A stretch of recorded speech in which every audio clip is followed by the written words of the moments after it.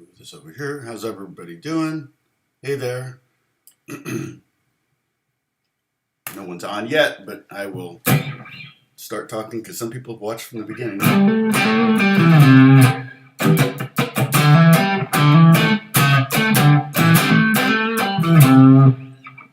We're going to talk about riffs today, writing riffs. So get your guitars out. You can be electric, acoustic, classical. Heck, you can have your banjo out or your mandolin. I don't think it's really going to matter. It's going to be more conceptual than anything. And so many times the riff is the hook. So we'll get some people on here and see who's first to get into the chat. Oh, Sam. Sam is first. How's it going, Sam?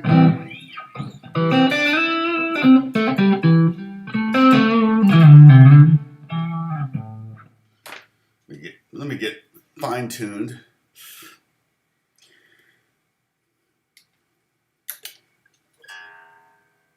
I like these snark tuners, but I always complain about the battery life in them.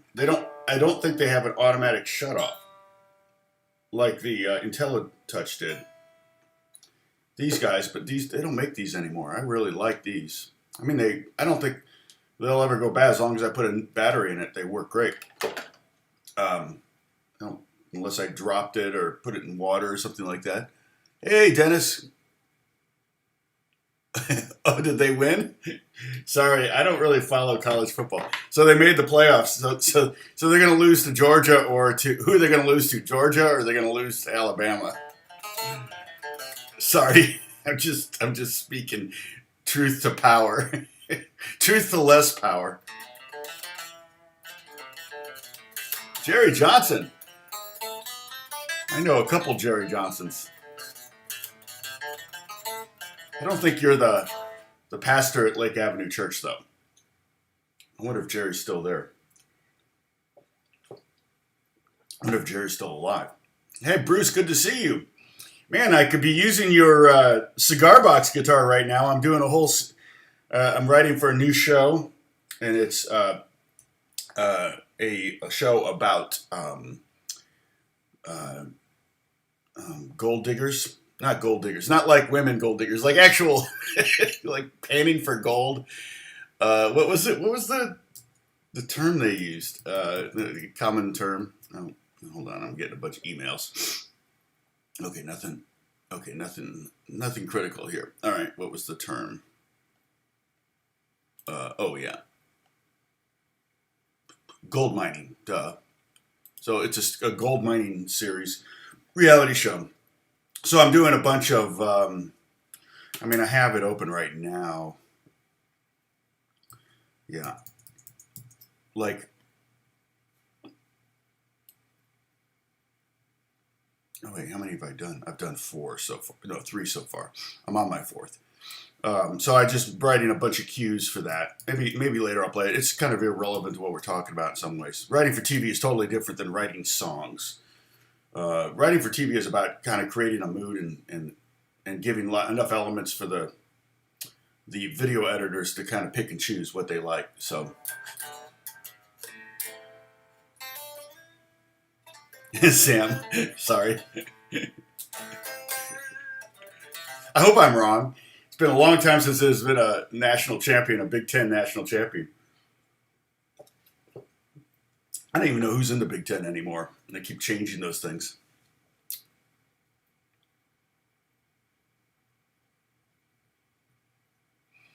Oh, Boilermakers. Yes, Purdue. I played there many times with my band back in the day with Malachi. I think it was Purdue. I remember Purdue was one of the gigs I played where I actually played with gloves because it was so cold. They had us playing outside for a frat party. Gold miners. Yes, you do. You live right around there, don't you, Holly? It's such a gorgeous area. It really is. Barrister. Barry. Oh, okay. Georgia. Okay, so Georgia's going to disappoint. Well, they lost to Alabama, so they're probably going to have to play them again. They may have to play them again, right? Do we know who the top 4 are? Is it 5? I don't. Is it? I'm confused about it now. Oh, did your songwriting theme coincide intentionally with the release of the Beatles Get Back? No, it did not.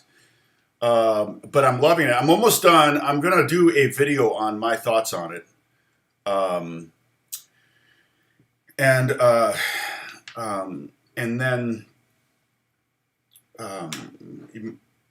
but I have a Beatles related story pertaining to myself. I have had close calls with the Beatles. Sadly, I missed my opportunity. I could have every year hung out with George Harrison, and I didn't, like an idiot. but I have my reasons.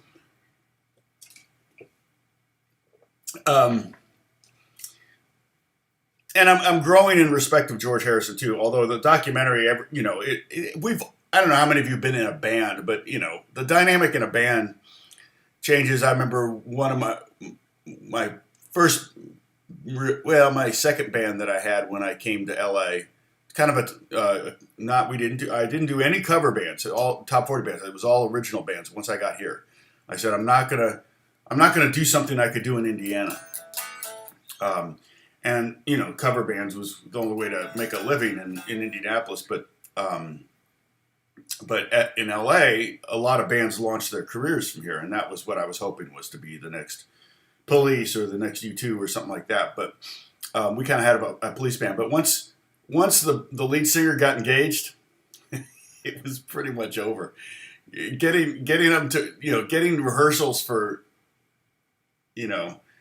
scheduled was almost impossible, especially when we didn't have a gig pending.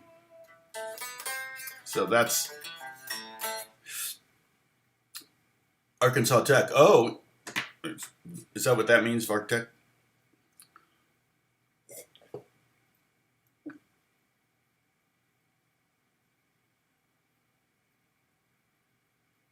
Oh, you got out of working to be with me, Holly? Man. Oh, I hope something's worth it out of this. It does, doesn't it? It does look like a Georgia. It's not. It's a baritone telly. Yeah, those mahogany tellies are really heavy. I've played one before. They're very heavy. Mahogany is a heavy wood.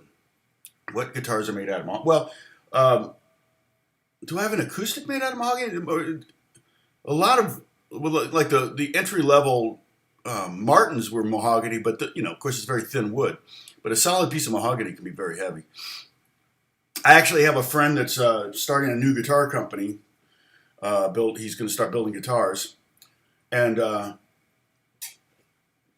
he wants me to custom design my own guitar. Now the body shape that he's using is Rickenbacker. Basically, he's doing a variation on the Rickenbacker design. You know me, I'm kind of a Strat guy.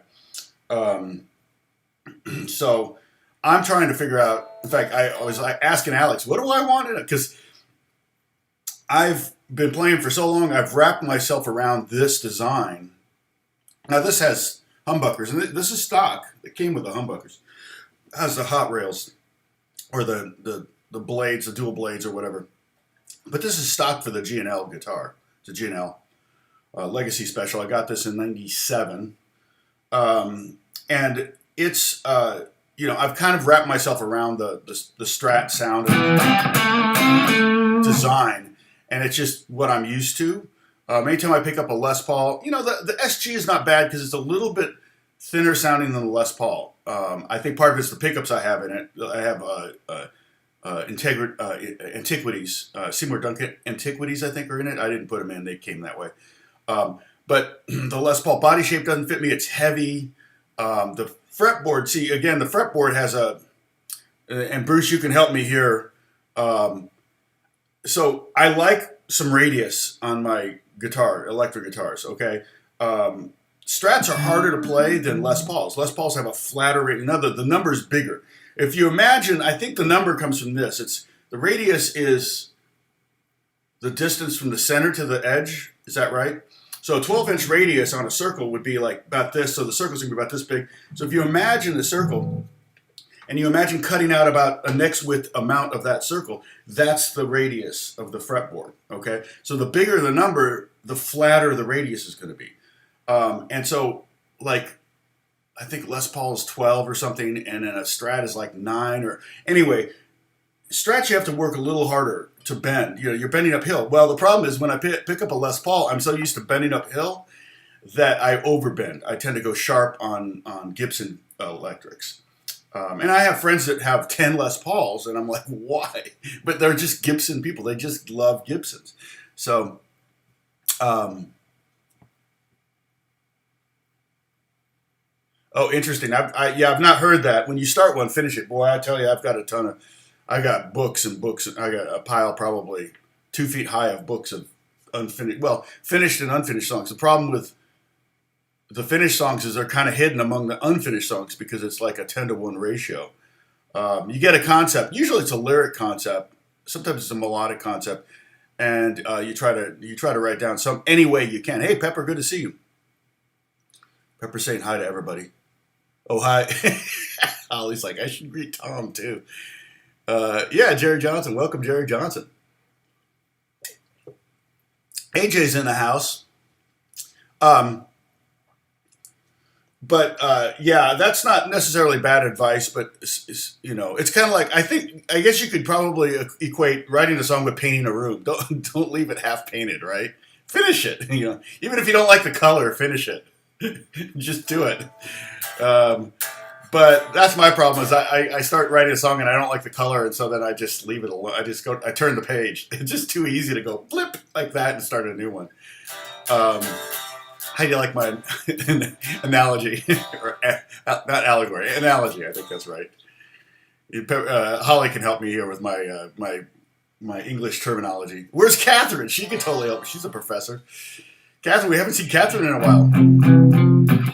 So so today a lot, we're talking about songwriting, and it really, for me, a lot of songwriting has been therapy to get back. Oh man, I have songs where I wrote when I was brokenhearted. It's been a long time since I was brokenhearted. I've been married 34 years, so it's like I don't forget that emotion.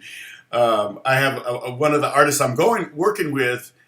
He just broke up with his girlfriend, and so I've been sending him sad song ideas, sad hooks.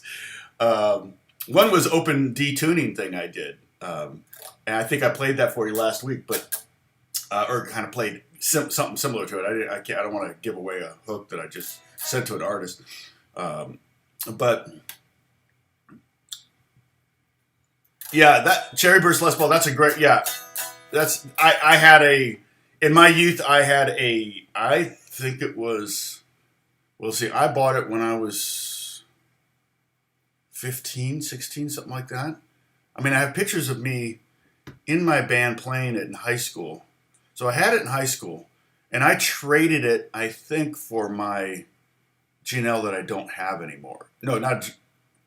Was it a G&L? I think it was a G&L. He sold Fender, bought Music Man, or created Music Man, then he sold Music Man and created G&L. Yeah, I think so I think it was a G&L, blue, dark blue, 2 humbuck, but it had single coil taps because I needed something that got that Strat sound because that was the sound that was getting big. And I had a Les Paul, and I also had, and I wish I still had it, but it was, in fact, now I would have found uses for it. But I had a Gibson L5S. Now, if you don't know what a Gibson L5S is, and I think I bought that for $800. I was 20 or so, and so it was a lot of money. But I thought it was like this is a rich man's Les Paul. Let me go to Reverb and see if I can find one. It's a rich man's Les Paul, and I may have traded the. I don't remember. I may have traded the. I think I traded my Les Paul for the the Ibanez 335 that I still have, so I think my Les Paul was like a 71, 72. But it was a fretless wonder. It was very hard to play. Had really low frets. I should have just gotten refretted, but Gibson L5S.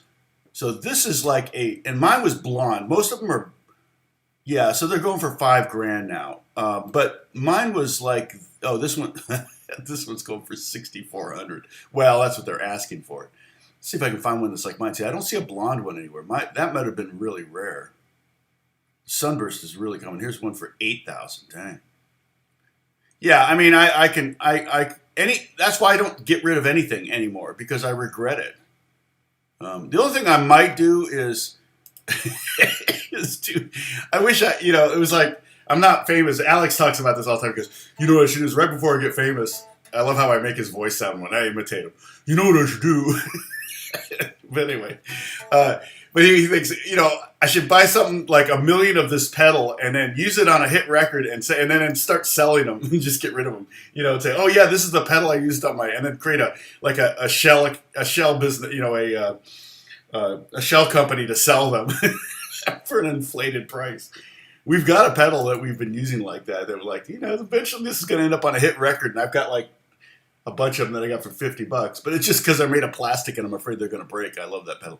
So this is really close. Mine was a 77. So here, I'm gonna post a link here. You can see it. It's a crazy guitar. So this will open. This may send you to a new window. I don't know. Oh shoot. Let me put the Discord link in here. Hold on a second. My bad. So if you want to join the Discord link, if you want to join our Discord group. We continue this discussion, discussions afterwards. People are posting. I haven't checked the last few days. Did anybody post new hooks up there, new songs? I'm pinning it now, so it'll be up there. Oh, Denise Jacobs. Thanks, Bruce. I'm learning my Les Paul. Had her set up. Learning curve is steep for me. Why when I play my electrics do my notes sound so off, so flat? Interesting. Yeah, I mean, if you've had it set... Oh, wait, did I accidentally pin... Oh, no, it's two. Okay, one's pinned, one's not. Okay, so yeah, you can see that... And mine was blonde, so unfinished. The crazy thing about this body shape, if you can see from the edge, it gets narrow. It's thick in the middle and narrow in the edges. This is exactly my guitar, except... And of course, because I had gold hardware, I corroded it immediately. The pickups... And the bridge especially.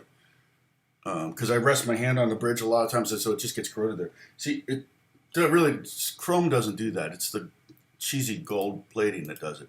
Yeah, this is exactly like mine. And the thing is, I didn't realize, L5s are jazz guitars. So what that was a solid body jazz guitar. So the pickups weren't as hot as my Les Paul. So when I would play it with my band, it was like, and I don't know if I have any pictures of me playing it. I don't remember seeing any pictures. But when I played it with my band, it just didn't cut through.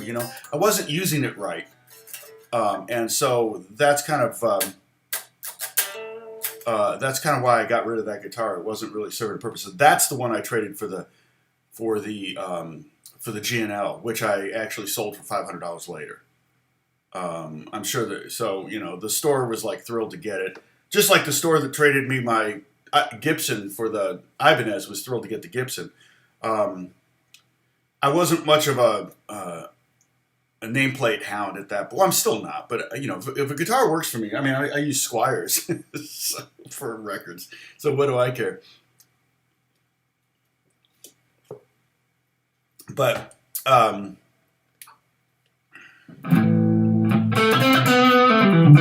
was it my idea, Holly? Was I genius?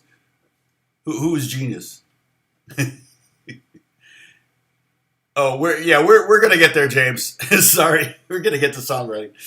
So, in fact, I think it's been long enough chit-chatting, answering questions and stuff, and I will continue to answer questions. But again, like I said, songwriting for me oftentimes was therapy. Early on when I was writing lyrics and melodies and everything, and it was a way to kind of deal with heartbreaks or excitement about new love, so many great songs are about heartbreaks, so many great, my boys used to joke about Taylor Swift and how she would be like, I wrote a song about you, and then they'd break up and she goes, I wrote a song about you, and so that's, you got to look for inspiration somewhere. And it can be from life experiences. It can be, I get inspired when I listen to the Beatles. I get inspired when I listen to Radiohead. I get inspired when I listen to, James Taylor or James Brown or, Prince or whoever. I get my inspiration from artists too. Mainly when I get inspired by an artist, it's mainly just to sit down and do something about it, not necessarily anything specific musically. And then, movie, you go to a movie. I've been to movies and I've come home and I went, that, especially if it was a movie that manipulated me emotionally or something like, Shawshank Redemption or, Sixth Sense or something like that. A book, you invest book requires quite an investment, unless you're like my wife and she can read a book a day. Me, it takes me a while to read a book. My reading chops are pretty slow. So when I'm reading a book, and I've got like 3 going right now, when I'm reading a book, I have, I'm really invested in it, and I come out at the end of it, and like Tears for Fears, Shout was written about the maybe it was based on personal experience of going through that screaming therapy, right? Shout, let it all out. That I think was based on that. Tears for Fears, I think he wrote a lot of songs about books. Sting wrote about literary, Don't Stand So Close to Me was about, I think, the book Lolita. So, yes. Yeah. Yeah, the Gibson L5, but the Gibson L5S was a solid buddy. So, a totally different kind of thing. And I think it was for the jazzers that wanted to become rockers or something like that. So, there's a lot of elements we've been talking about, and we talk about. There, you can see the 3 copyright symbols up there. To me personally, those are the only 3 things that you can copyright: melody, lyrics, and hook. Now, if you're using this melody in your pop song, which has been done, there was that song I was. It is to. Da, da, da, da, da, da, da. There's been a bunch of people that have re-recorded that melody with different lyrics and different arrangements. And I love that melody. It's a great melody. It's a classic melody. And I'm not exactly sure where it's from. It's funny. All by Myself. Eric Carmen wrote All by Myself. And he has, it's either in the intro or the interlude. There's like a Rimsky-Korsakov, I think, piano thing. Anybody? Well, where's Lena? Is Lena here? Lena would know. Is that from Rimsky-Korsakov? Well, the funny thing is he thought it was public domain because he thought Rimsky-Korsakov had been dead for 50 years, but he hadn't been. Now it's 75 years after the death. So you won't be able to release Paul McCartney or Beatles songs, Paul McCartney and John Lennon McCartney songs without paying a royalty until 75 years after Paul dies. Let's put it that way. So, and that may change anyway. It used to be 50. I think in Europe it was 75. And they changed it to 75 here in the States because of a mouse. Because Walt Disney died in what year? Somebody look it up. What year did Walt Disney die? Was it 70, 71? Was it in the 60s still? I can't remember. I think it was early 70s. So it was getting close to that 50-year thing. It would be 50 years if it was 70 now. And so that would mean that Mickey Mouse would be public domain. And so anybody could make a Mickey Mouse sweatshirt or a Mickey Mouse hat or Mickey Mouse ears and not have to pay a royalty to Disney. And so that they couldn't have that. So they had well-paid lawyers and lobbyists in Washington lobby Congress to change the law. So, okay, no worries. It's running really slow. Buffering. Really, I'm not buffering. I haven't seen my buffer. Like, come on. Hey, Catherine, I was just. Oh, wait. Holly, did you answer my... Oh, Alex's idea. Yeah. Thank you, Holly, for explaining my graciousness. Actually, oh, sorry, I already forgot your name, dude. You're a new dude. James, I think, right? James was like, I thought this was supposed to be about songwriting. I don't know if that's how you talk, James, but that's how I imagine you talking. Oh, he didn't take it down, did he? Oh, no, there he is. I don't know if James is still with us, but yeah, I do tend to get off on tangents. Everybody here kind of refers to them as squirrels. Oh, good. Hopefully there'll be something worth knowledge absorption. I don't know. So So last night I got up in the middle of the night because I was coughing. I had to suck on some throat lozenges. I was working on that. I'm still working on that video. So I've got a video that I'm going to release soon. Maybe I'll get it done later today. It was on my list to do today, but we'll see. And it was me going through my favorite licks from the song that I wrote and released just a few weeks ago called Question Mark. So I uploaded to YouTube a version, and then I decided, oh, you know what? I wonder if YouTube will let me upload a version that has just a little bit at the beginning, because I think it would be cool. It's weird to talk about a song that you don't play, right? That you can't play. So, because I didn't want to lose the royalty on the video to gain the royalty on, even though it's my copyright, YouTube won't let me do it. Like, anyway. So I uploaded a version with a little snippet there, and it, because the one you guys have that I posted at Discord, the link that you can see at Discord. So join the Discord if you want to see that video. You can see the video on Discord, but that one, it didn't get flagged. But it was only about 5 seconds of music. So I'm wondering, is that the reason? So now I'm doing a new version. And because it's a 30-minute video, it takes a long time to bounce on my computer. It takes a long time to upload. And then once it's uploaded, YouTube tells me if I have a copyright strike or not, right? So now I'm going through, and before I show you the lick, I play the lick. I'm cutting the inserts in there. So that's taking a minute, because I have to find that segment and put it in there and all that. So all that to say, I'm going to upload it again and see if it gets flagged. If it gets flagged, then I'll stick with my second one, or even maybe the first one that's already. Well, both of them are ready to go. So that I will have a video. I also got a new camera a couple days ago, so I got a better camera. You won't see that for a little bit yet because I've got a couple videos that I've got to upload. I've got an unboxing video. Did I show you that instrument? What did I get? Now I can't remember what I got. What did I unbox the other day? Anyway, so and that's the thing too. Different instruments can inspire differently. That's why different tunings will definitely inspire different song ideas. Part of the problem with standard tuning for me, like for example, I might just sit down and go, well, let's see, I need a riff for a song. Oh no, that one's taken. Oh no, that one's taken too. It's like, I was like,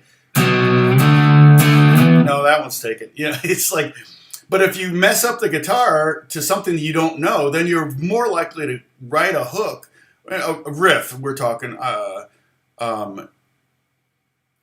That you wouldn't normally play, right? I'm always saying that. Always do something you would normally do and then mess it up somehow. And that's why I love having the MIDI keyboard.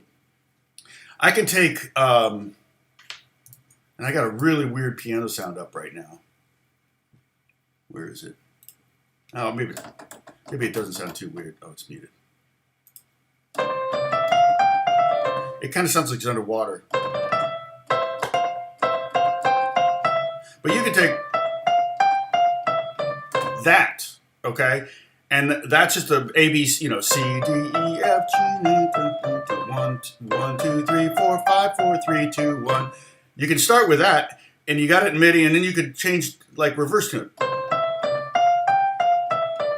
Or you go,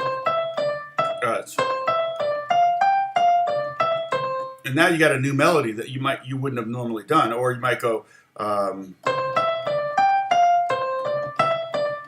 you can start messing with it. And then you change the rhythm of it. Once you come up with a variation, you're like,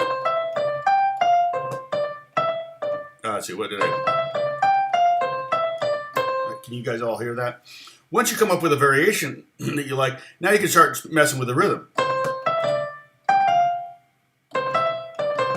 Now you've got a melody that probably hasn't been done before. I mean, I forget how many iterations there are. Potential melodies, but it's a lot. So I was talking about last night. I got up in the middle of, thank you, Joseph. I got up in the middle of the night. Did you have an accompanying? Oh, thank you. Joseph bought my coffee. He actually added the extra buck because he knows YouTube takes 30%. So that gives me exactly this coffee. Thank you, Joseph. Art's in the house. Good to see you, Art. Catherine, I had a question about. I forget what you teach. And you teach English. And Ken Newton's here. Oklahoma. Good to see you, Oklahoma. I'm sure you're a Baker Mayfield fan. So I got up in the middle of the night because I was coughing. I sat, I was working on that video. Oh, that's why I started talking about that video. Okay. Squirrel. Then I went back to bed, miraculously fell back asleep. It was 2:30, so I was like, gosh, I hope I get back to sleep. You know how that is, right? And I mean, I turned off the phone. I just went, and I fell back to sleep. And I dreamed a song. I remember the dream insanely vividly, but I cannot remember the song. And did you know that that's how Paul McCartney wrote Yesterday? It's a pretty well-known story that he woke up one morning with the melody, the whole song Yesterday, not lyrics, just the melody, in his head. I mean, he had it. It was like there, and he's actually playing it in G. He tunes his guitar down a whole step. I always taught it when I was teaching guitar lessons. I didn't know he tuned it down a whole step. I always thought.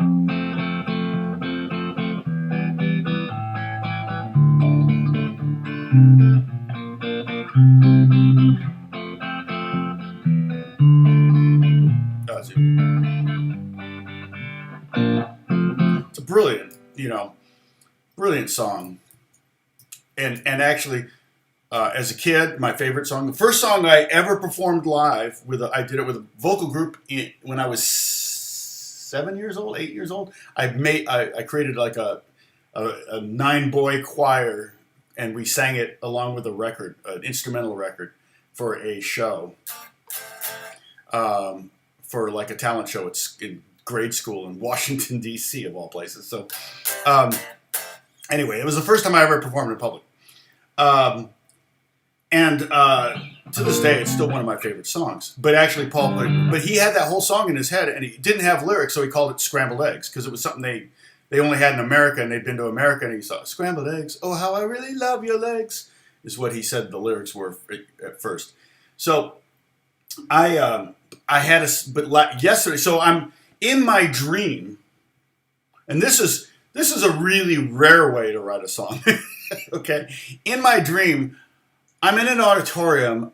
For some reason, I'm thinking it's church. I'm warming up the crowd, which we don't normally do.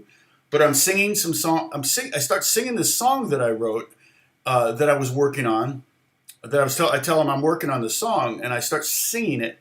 And the audience, which is big, it's like 3,000 or 4,000 people there in this auditorium. They start singing along with me, and then I'm like, okay, well, they like this song. I should record this song. And I even say, oh, I should record this song, shouldn't I? Everybody goes, yeah, you should. And I'm like, okay, cool. So I leave the stage. Somebody else gets up to do something. And there was like dead time between when I was up there and when something was supposed to start happening. I don't know. Again, it was a dream. So not normally how you would do things. You're putting on a show or something. You wouldn't have any dead time. So I hear the crowd still singing the song. With me off stage, like in the other room, I can hear the song, and I'm like, oh, and I'm like, oh, dang, I should record it. And I'm even like in my dream going, I need to remember this melody. And I woke up and I can't remember it, but I remember all the elements around it. I remember walking around after I remember all that, and it's frustrating because it's like, was that like the golden melody? Would it have been the one that paid off the house? You just never know. The Snoopy dance. That's my favorite dance in the Christmas. Are we asking that question? What's your favorite dance in Charlie Brown Christmas? Okay, so but today I wanted to kind of talk about trying to create a riff. And there's so many great riffs. A riff can be the hook of the song. I was like, that's the hook of Beat It.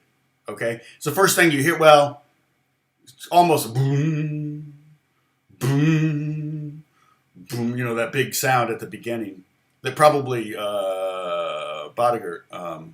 Michael Bodiger came up with that sound probably, if I know the production of that record.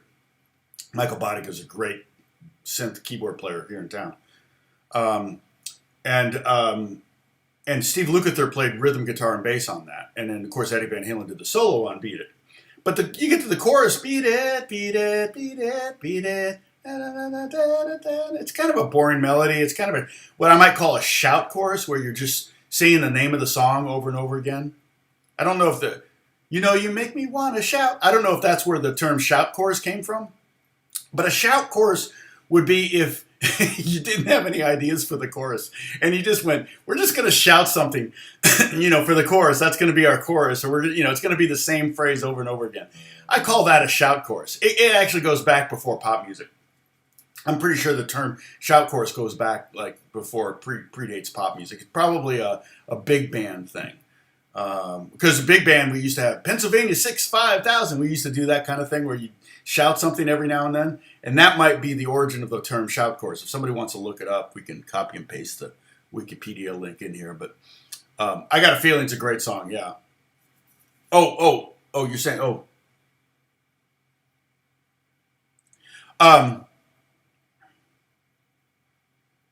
good. You improvised on 2 strumming patterns. So, yeah, a strumming groove can totally, that's what I like to write,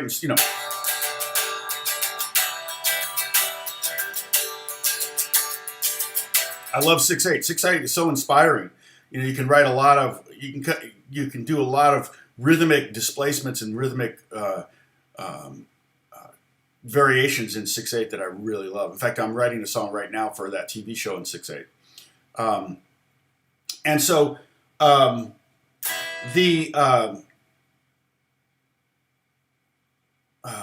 sorry, my brain just shut off. But what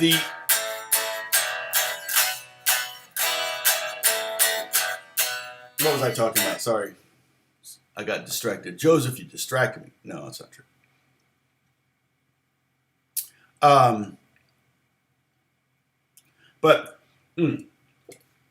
Shout courses. So a song like that is going to need something else to be a hook, because a shout chorus isn't enough to get, as I always say, the 13-year-old girl to call the radio station. Can you play that song?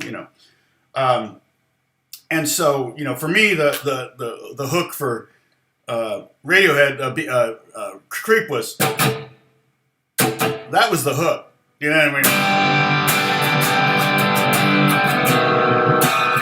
The chord progression was something that was familiar, but the hook was to me, that was the thing that hooked me in. Okay, so the hook doesn't necessarily have to be a riff. It's normally the hook is the chorus melody. Like if you name a lot of songs, a lot of big hits, and keep in mind, the chorus is different. The song form, like in the Beatles, Yesterday, it's AABA, right? So Yesterday, all my troubles seem so far away. That's the hook, right there. There's not much else in that song. There's the strings and the acoustic guitar and the voice. So there's not any other instruments that can really create a hook. So it's definitely the melody. It's the most recorded song. Last I knew, it was the most recorded song in the world. Guinness Book of World Records kind of stuff. But the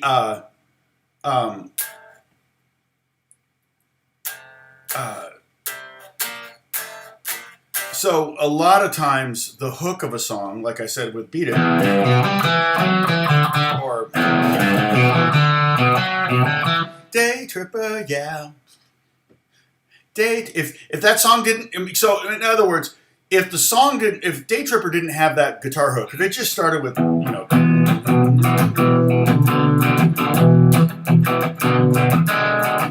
because it was the Beatles, it might have still been a hit.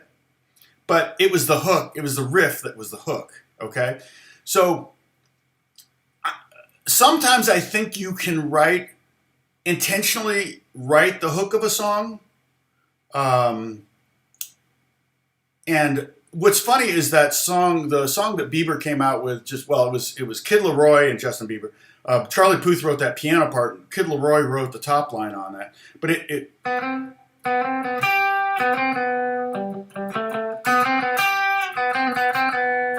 Okay, that little hook there, okay, that was a joke hook for years. Because in the 80s, it was really, really common to do this. Like, you might get, oh, I got to get my piano back up.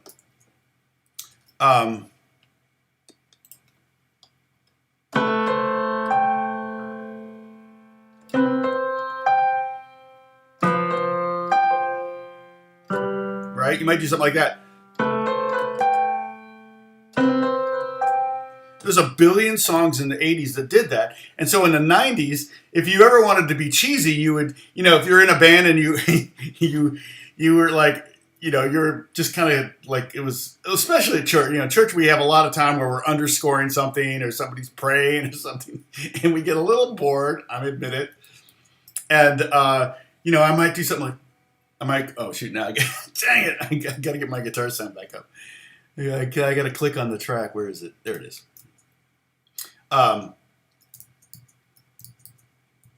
So yeah, you know, I might do that, or, and then the keyboard player would laugh at me, and then he would do it in response, right?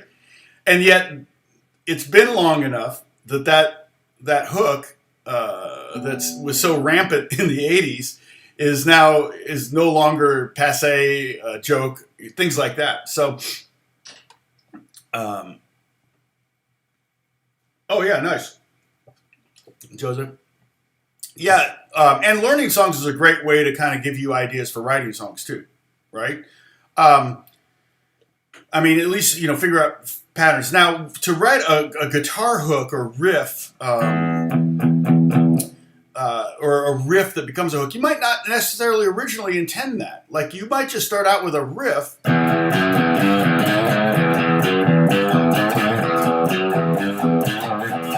again, you don't even need to have... You don't even have to be able... That's like the first thing I teach. When I was teaching beginners, for lesson 1. That was really literally one of the... And what it was I would write out tab, because I would teach them how to read tab. I would teach... The riff used all 4 fingers, played it like this.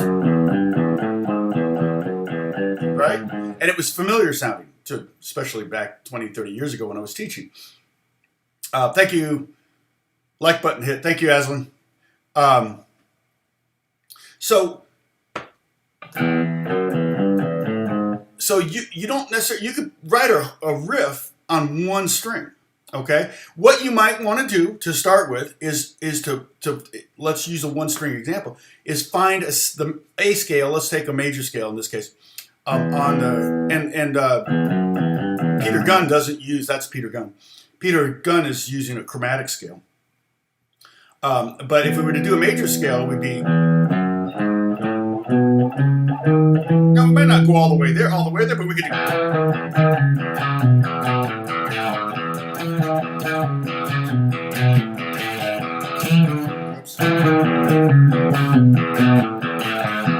You know, and I might do something like, I can play bass up.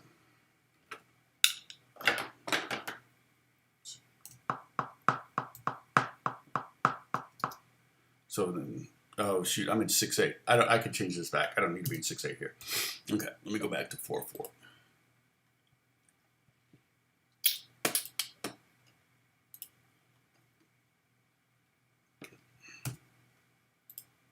So I'm in Logic, if anybody's wondering. Okay. So if I do, so I'm gonna put my bass in here. 2. Oh, weird.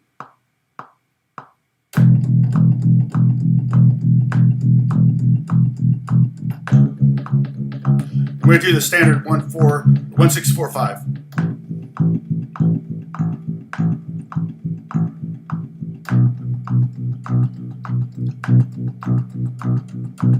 Okay, so with some serious reverb on there. Why did I put a lot of reverb on that? Well, it's because I was doing whole notes. It was for effect. Okay. So if I were to do that, it's kind of slow, but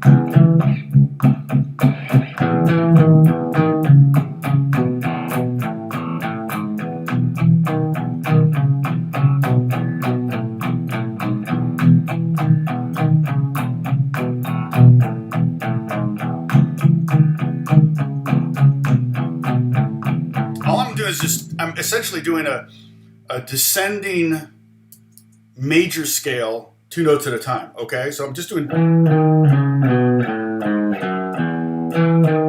and hitting an E string in between, and then I can't get all the way down because I run out of beats in the bar. So this is 4 beats like that. Okay, so hey Salvador, but you'll notice how the emotional, we talk about this all the time, the emotion of that changed with the chord, the bass line. The bass player is so powerful. The bass player can be so powerful. If you say, oh, play E, and he plays E, and then suddenly goes to A, and everybody keeps doing what they were doing before, everything you did is now going to have a different relationship to the root note because the bass player is going to, whatever the bass player is playing is going to be considered by the audience as the root note. Even if he's playing that goes to the third. Okay? If it goes to the third, you're like, well, that's just a part of the E chord. Yeah, but he's redefined the harmony at that moment by playing that note, even though you said, oh, play E only, just stay on E, and then bass player does his own thing. But that tells you how powerful changing the bass note can be and changes that riff. And if the bass line was just E that whole time, like I think it makes sense to go maybe, let me do, like if we go, go into the B there sounded kind of weird, right? So it makes more sense if I were to take the C sharp down to A and then just loop those 4 bars instead of the 8 bars. So we end up with this.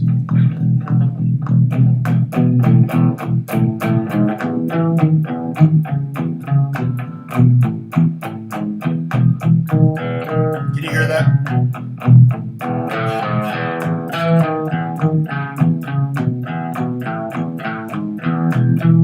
Or I could go to the A string and do the same thing.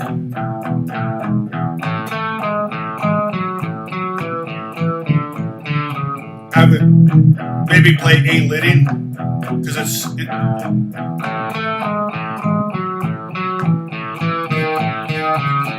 that way I have the A note in the bass. You see that? So you can start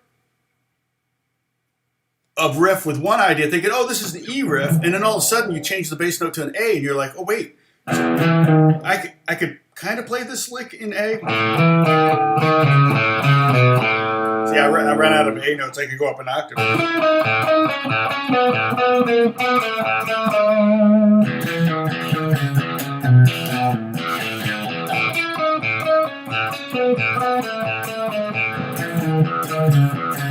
But that's a hook. And can you sing over that? But you might end that.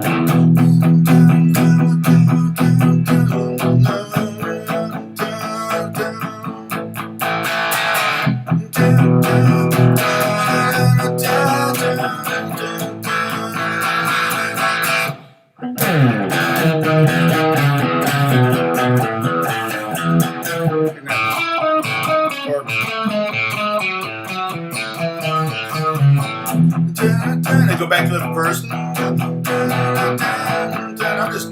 Notice I'm trying to keep the melody real simple, so it can't be construed as a hook.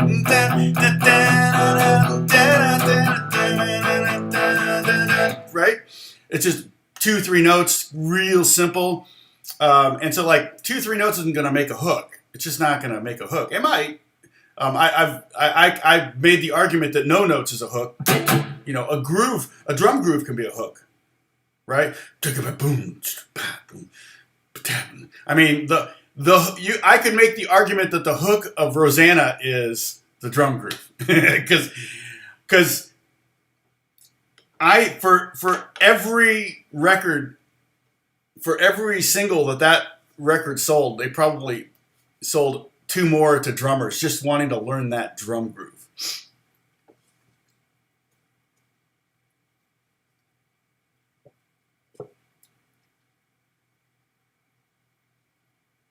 Oh, is it? Oh, yeah.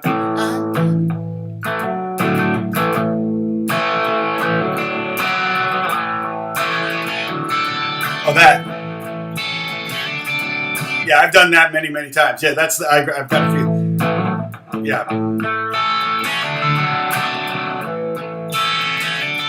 And that's a hook. Oh, is that what you were talking about before? I've got a feeling. Yeah, that something simple as that chord, 2-chord.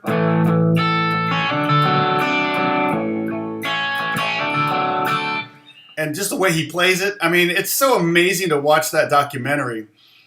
And then the little note comes up. This is the recording that was used on the album. Because you're hearing it and you're going, now that's the one there's the riff that George played. Oh, there's the slide thing that John did. Or there's a bass line that, and I was like, oh, that's the one. And then the thing comes up. This is the one. And you're like, that's freaking amazing that we're watching them record this song. We're watching them write songs. That's what's so amazing about this. I was telling Beth the other day, I said, I'm such a Beatle-phile that when a photo comes out that I've not seen before, I'll study it. And it's rare because I've got books and books and books of Beatle photos, right? I've got the Linda McCartney photo collection. I've got, and a photo will come out and I'll look at that photo and study and go, okay, where was this? Especially if it's in the studio. I'm like, wait, what guitar is George playing? Huh. Or I'll look at it and I'll go, wait a minute, who's that? Oh, okay, wait a minute. Now, wait. Oh, what happened here? Why are they making that face? Or when was this? Was it right before this or was it right after this or whatever? On this 8-hour documentary, I can stop the clicker at any point and pause the video and look at that and treat that as a photo. Literally have, a million photos that I can go, oh my gosh. And now I have the context. That's the beauty of it, is it's like, it's photos with context. And it's just so amazing to watch. I'm almost done with it. I'm going to do a video on it, I think. I'm going to talk about it. I've never done a video like that before, so. He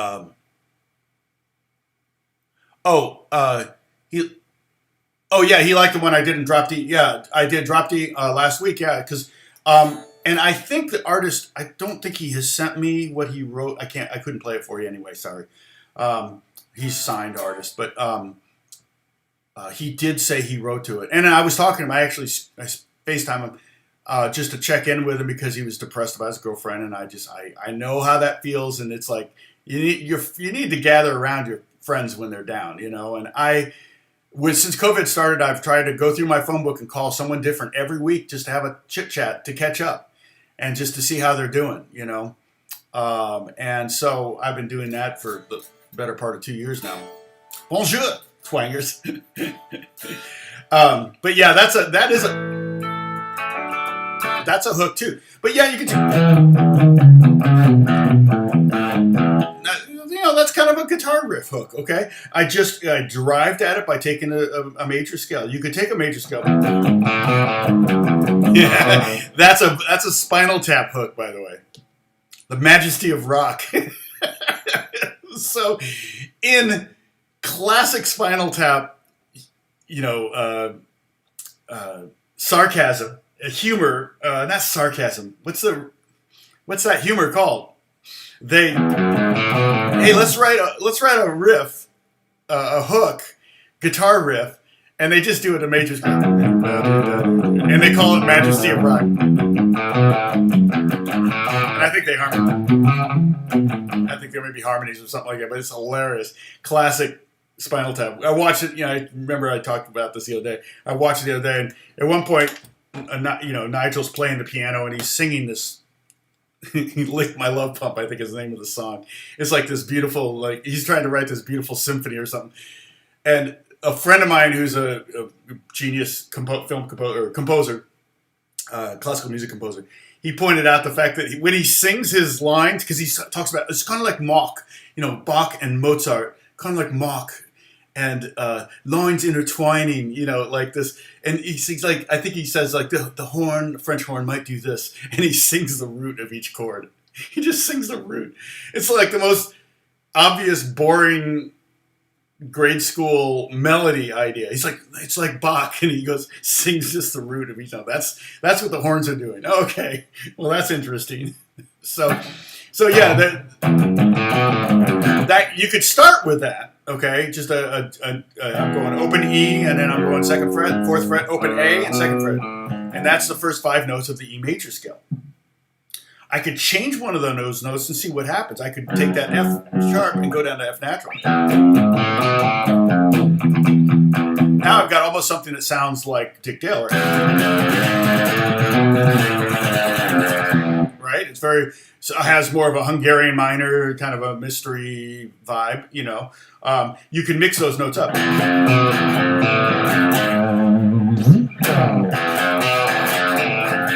That's cool. I might use that on something. Okay, I could put space in between the notes more. I could go.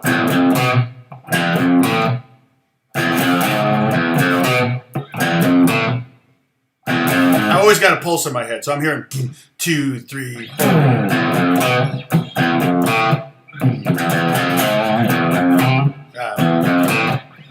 But I'm just messing with a very simple. So that started as that, okay, as Majesty of Rock.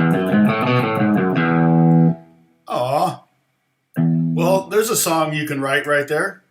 Although don't say anywhere in the song, my cat died in my arms, and you know, don't say that, because that no one wants to hear that. But you can write an allegory about it, you know.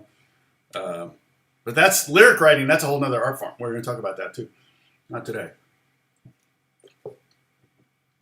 So, but let's go back to the major scale. I can make it minor by just lowering the third note. So what if I did? Or I could lower the. What was the other? Oh, I could raise the second note. So I could. Now that sounds kind of weird to me, but the first part of it sounds great.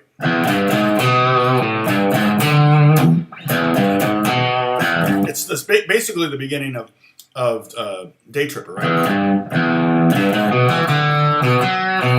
And really, if we were to play that, see if I can do it. I don't even know. Let's see.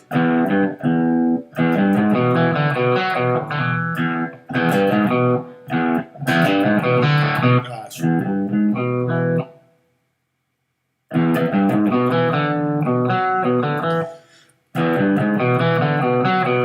Okay, if I played it all in a row like that, it doesn't really have anything. Now, part of the reason it doesn't have anything is because you already know the original, and so it doesn't sound like the original. You're like, yeah, that's not right. But notice I'm not putting any spaces in here.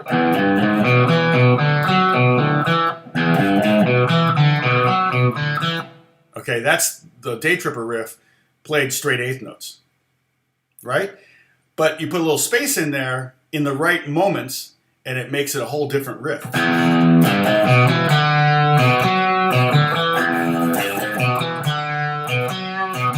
And that's a great riff. What was it?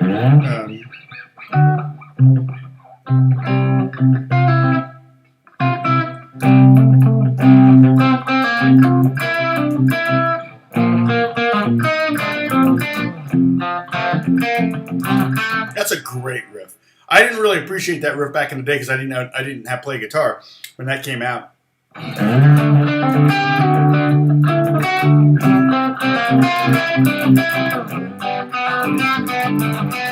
It's kind of a hard riff to play. Once I picked it up, I went, how did they think of that?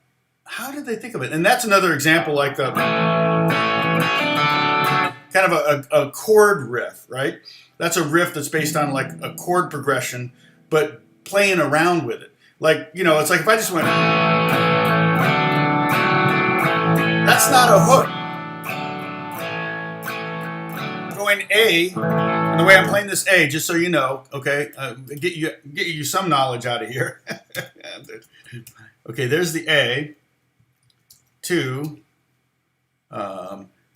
leave that pinky up there, like Sam said. Go 4, 2, 3, 5. I think that's it. It's basically what this is D over A.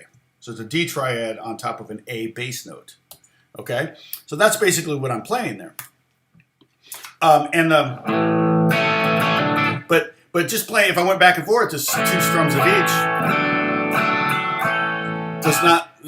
doth not maketh a hook. But it's the hammer on and the picking, the right hand.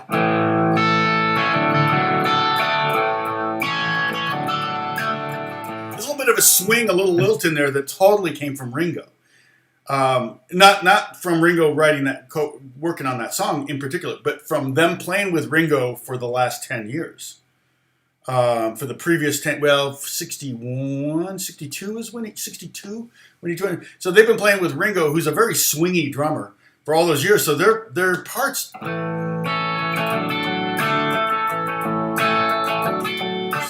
started to get that kind of swingy feel to it. And then there are times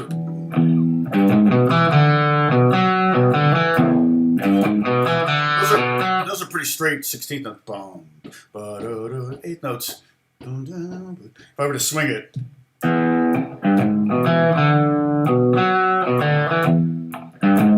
If Ringo wrote the song, that would be swung. They're not swinging it. But this is more.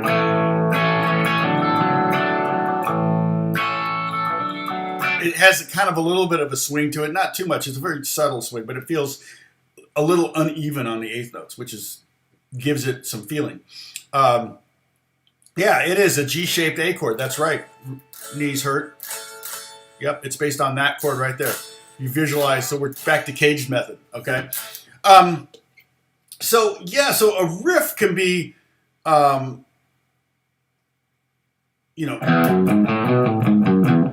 writing a guitar riff as a hook. So what I want you to do is maybe write a hook and then record it and then upload it. It can be literally,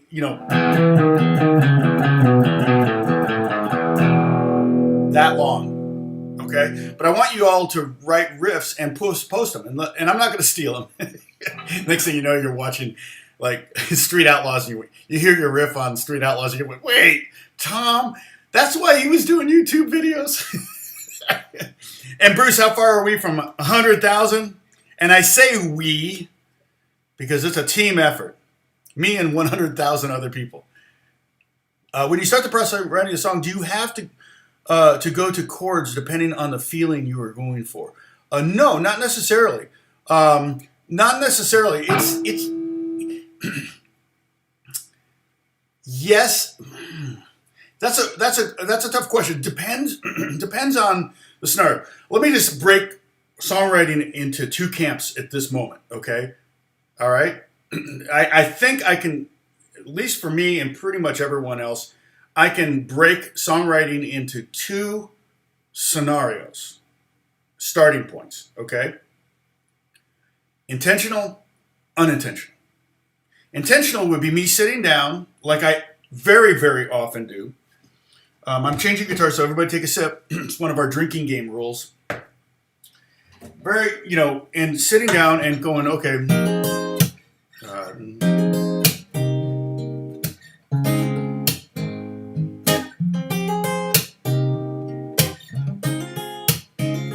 I sit down and go, oh yeah, that's nice. I sit down with some chords or whatever.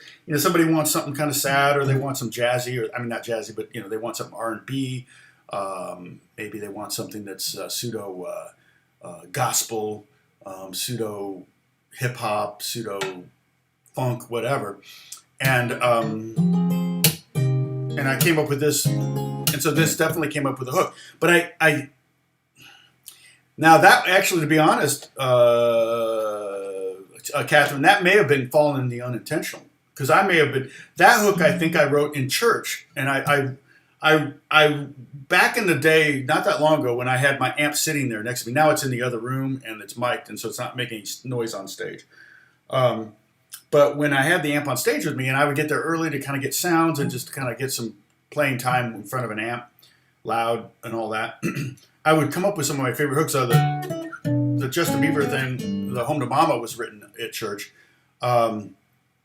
And just kind of goofing off, right? So I would categorize that in kind of the pseudo-unintentional, where I'm just kind of throwing my hands on the guitar. And that's oftentimes how certain riffs kind of come about. I say, I always say this, and I don't get me wrong here, but I say 90% of anything I do that's genius was accidental. And I'm not saying anything I've ever done is genius. But that's almost, I'm saying it about myself in reference to just about anybody else. About 90% of genius is accidental. And the Beatles documentary hammered this home to me. How much time did they spend legitimately recording tracks? And of course, it's hard to tell by the editing. But the impression you got is they spent far more time goofing off than actually recording. Now, George Martin actually didn't produce the Let It Be album. He was there a lot of the time, but it was Glenn Johns.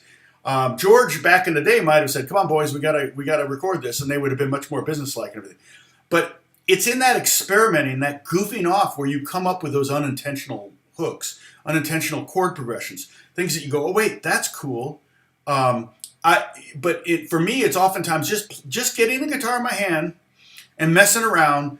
And sometimes I will go ahead and record my messing around, and maybe record to a beat or a click or something, so that whatever I do is in time. But sometimes I'll drop a beat in to inspire something, but it's just messing around. And then I'm like doing stuff that's like I've done before. It's other people's songs or something, and I'm like not doing anything original. And all of a sudden I'll hit a bad note and I'll go, wait, I can make that work. I did that with the song I wrote last week with Open D, where I actually played the correct suspension on the 4-chord, and then I played the incorrect suspension on the 4-chord in the same phrase, so as to create a mood, an emotional. Like I said, basically it was this kind of thing. It was like...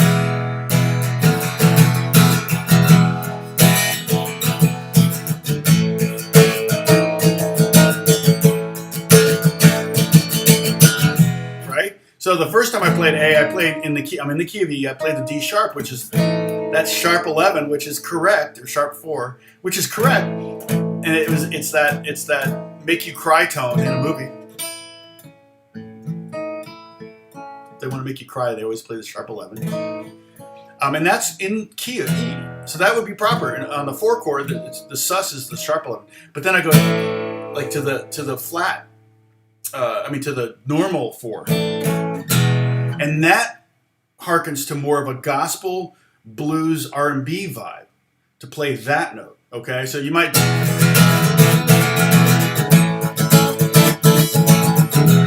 and so you go out of key for a note. Hold on. I'm getting cold.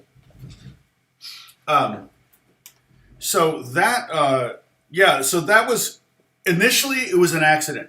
And when I played it, I went, oh, dang it, oops. And I went, oh, no, wait, that was cool. And I guarantee you there are so many, I bet you even, like I always talk about, that Creep, the song Creep by Radiohead, the hook of that song is the kunk, right? That was probably just him checking to make sure his amp was on. Like he was going, is it on? He played it in time, whatever.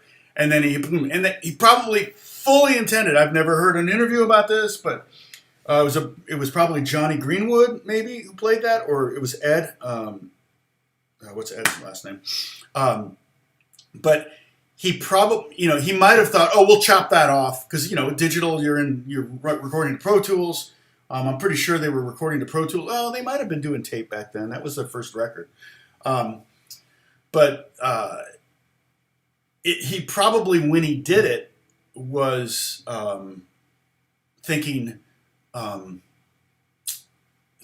oh, we'll just cut that out. I just wanted to see, if my guitar was on. And when he comes in, it's huge and amazing. And actually, the ironic thing about that is, as big as that sound is, it's actually a tiny little practice amp. It tells you how if you just take something, no matter how small it is, and you make it big in the mix, you can make it a big part of the mix. It sounds huge. I'm such a great guy. You never make anyone cry, even with your wrong note. Oh, no, I don't know about that. Yes. Well, and Neil Young definitely would do that. And I agree with him 100%. I think particularly now you almost want to leave mistakes in because everything is so auto-tuned anymore. I mean, it's also another amazing thing about watching the Beatles documentary, how freaking good singers they were. Oh my gosh, how their pitch was just unbelievable. And then when they're goofing off singing with clenched teeth like this, and they're still singing with great pitch, it's like, I mean, it's just so fun. Peter Jackson said in an interview, if all the footage had been as depressing as the movie Let It Be, he would not have done this documentary. And he was being asked to, and it was a great honor to be asked to handle these 60 hours of videotape and 150 hours of audio. It was a great honor to be asked that, but he didn't want to do it if it was going to be all depressing, and so he kind of made the opposite movie to Let It Be. And it was them having fun. And here's the crazy thing: 3 weeks after they did that rooftop concert, they started recording Abbey Road at Abbey Road. They just went right back to work. It was, and if you get nothing else, it was like a 9-to-5 job for them. I mean, God bless Ringo, man. He's the consummate professional. Remember, he was a professional drummer before. He was with that, who was Ringo with? I forget. But he, they stole him from another band because they needed a better drummer. And, particularly George Martin was like complaining about the drums in the studio. So they needed a better drummer, and Ringo was a professional, and he showed up on time, wouldn't play over if they were creating, he would sit there. People say, oh, he looks so bored. I wouldn't say he's bored. I would say he's professional. I mean, how many of us have jobs where we have to be honest, I've been to sessions where I had to sit there for 3 hours while they got drum sounds. I'm waiting for the drummer. I think the drummer would be more bored getting drum sounds than listening to John Lennon and Paul McCartney write songs. I mean, even at one point in the video, it's so great. Ringo says, I think it's the director saying next to him, and they're both looking at Paul playing piano. And Ringo says, I could listen to him play for an hour. You could just film him for an hour, and I would watch that. And I just thought that was a sweet moment. Yeah, many of the songs came out on Abbey Road, and also some of them came out on George's record too. All Things Must Pass. So because again, George was only really allowed to have 2 songs, and he was actually probably more prolific than John at the end. Paul was always pretty prolific, but Paul was definitely very prolific, and John had his ups and downs with that. But Rory Storm, that's right. Thank you. That's who his first band was. And so he was a sideman in Rory. I mean, it was Rory Storm and the Hurricanes, I think. So technically, he was a member of the Hurricanes, I guess. See you in the club, boys. Yeah, that was a classic moment. And see, that was something that was in Abbey Road. I mean, in Let It Be, I think. It's 47 seconds of that argument was in Let It Be, but then Peter Jackson let it run for another 8 minutes so that we could all see, oh, this is like, in fact, Peter Jackson even said this. This is like, George is the realist, and George and Peter Jackson goes, on every set I have, we have the realist that says, yeah, you really, like the producer, the movies business. Yeah, that's a great idea, but I don't think you can do that. We're not going to be able to do that. And George was kind of like that sometimes, and you need that. And so when you watch the whole 8 minutes of that discussion, you realize, oh, that's just like any band rehearsal you've had where you're having discussion about parts and somebody gets a little bit exasperated that you don't even know what you want them to play. Because I was the Paul in most bands. I'm the guy telling everybody what to play. Because when I wrote the song, I had all the parts in my head. Okay? So, switching guitars again so we can all take a sip. So part of our drinking game.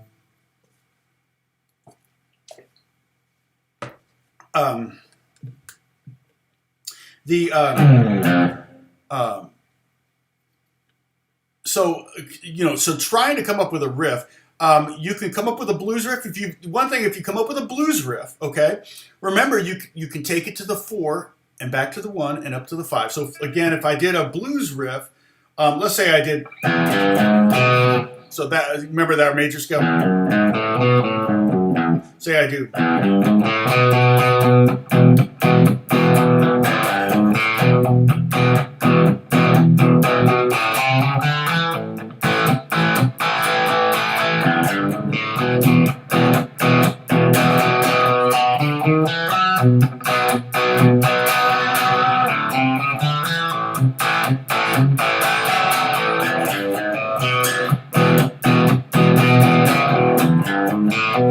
So that would be a song form that you could utilize to take your riff and go, okay, I want my riff to go somewhere different. And so that it's not so boring. That's a pretty boring riff by itself, but when you go to the A chord and then go to the B chord to the 5, and then back to the A chord, the 4 chord, where's the spider? I never found the spider. I did kill a spider in the other room. I don't think it was the same spider. But yeah, the spider and the fly's gone too. So as far as I know, I'm insect free. As far as I know.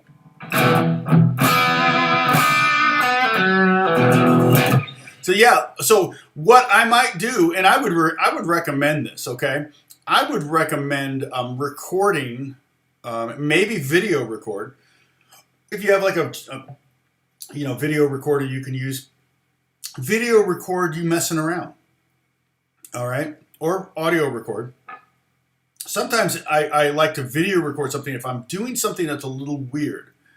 I'll get my iPhone out and I'll set it down and I'll record my hands just in case I'm like, how did I do that again? Because sometimes I can't figure out what I did. And that happens every now and then. Maybe it's because there's a weird tuning. I'm going to switch guitars again, so take another sip. So I'll give you an example of a tuning that I'll use sometimes just to mess me up, okay? There's a couple ways I could do this.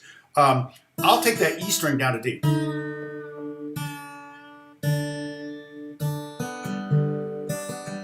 So I kind of end up with like a G triad on top. But that's not why I'm doing it.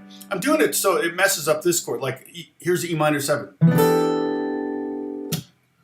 See, here's normally how it would sound, but with that top string tuned down, when I just play a standard E minor 7, and the voicing I'm using here, the fingering I'm using, X is that 7, 9, 7, 8, 7. That's E minor 7. But with this tuning, it's actually E minor 7, 11. So I'm adding an 11th on top. So I could.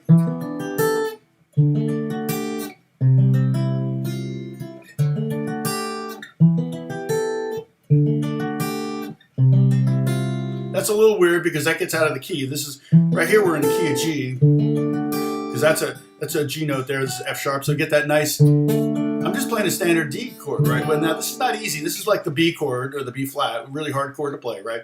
But when I play it, it would normally sound like this with the A on top. But with the E string tuned down to D, I end up with, okay? But I don't have to play, if I'm fingering, this is a general rule for playing hard chords, okay? If you're finger picking, you don't necessarily need all of the chord. And in fact, it can open up a world to you if you don't. So, for example, I don't have to play. I only have to play like this if I'm only playing the top 3 strings in the root note. If I'm not playing the 4th string at all,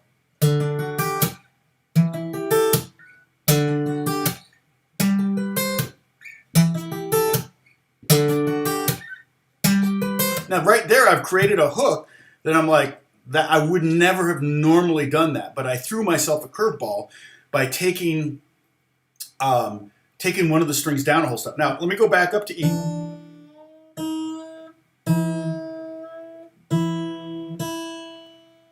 And I'm going to instead take the B string down to A.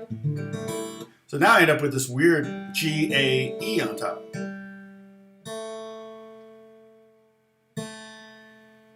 Eventually.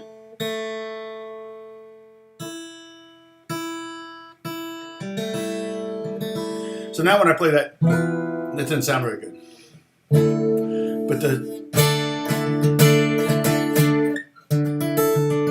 But let's say I'll go into open position.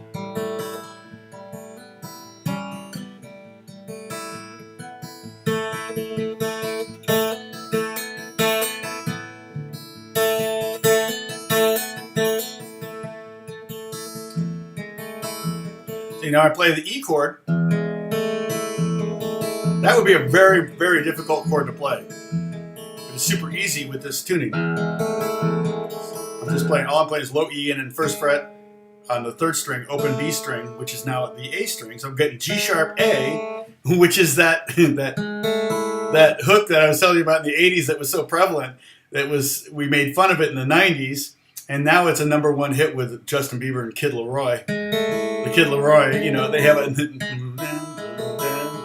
It's so hilarious. It's like, you know, but 30, 40 years after it was a hook, I touched my face. We can take a sip. It's another one of the drinking game rules. Oh, hey, well, Alex, what the heck? My son Alex is here. I'm giving him all my secrets. Dang it.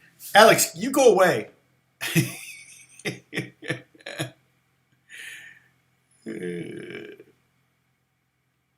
Oh yeah, no, Alex. We were talking about, and in fact, Holly said it was genius idea about buying a bunch of the same pedal and then writing a hit song using that pedal and then selling the pedals with a shell corporation, like a hugely inflated price. You know, we're like the $55 pedals and start selling them for $500. That was what we were talking about. The funny thing is though, when I imitate you, I'm like, so anyway, we should do this.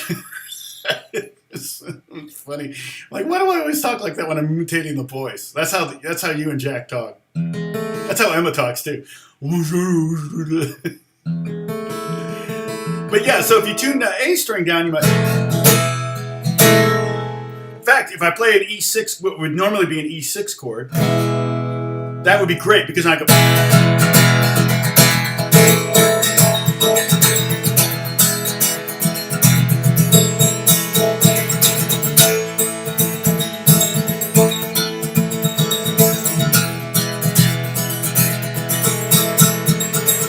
Necessarily call that a hook, but that is inspiration for a song, at least to get a bed going for writing a song. And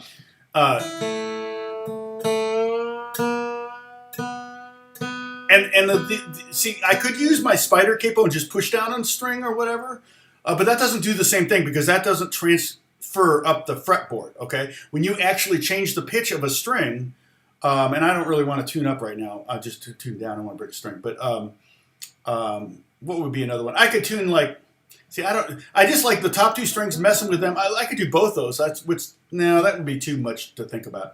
I just like changing one string because I can keep track of it. It's not too difficult to remember what I did and go, oh yeah, this chord might work or this might sound kind of cool. And then I'm creating a hook that I've not created before. Like I said, go back to going down to taking the E down to D.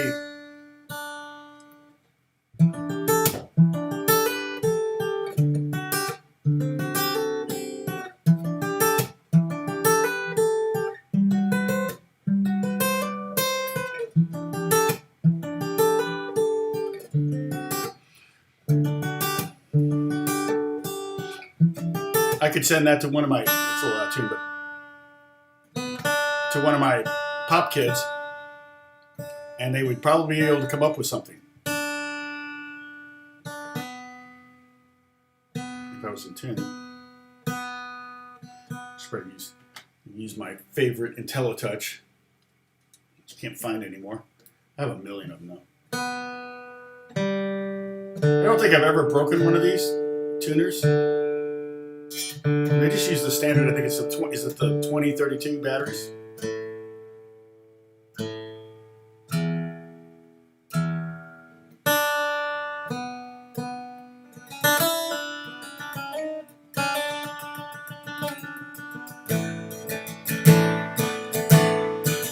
That's a great sound.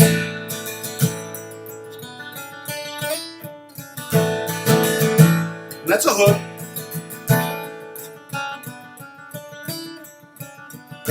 What that hook actually does is give away your tuning right there. Right away, as soon as you hear that, you go, oh, they dropped the E string down to D. I think that makes it, which is kind of cool, but also sometimes it's fun to hide those things. It's like, wait, how did he play this?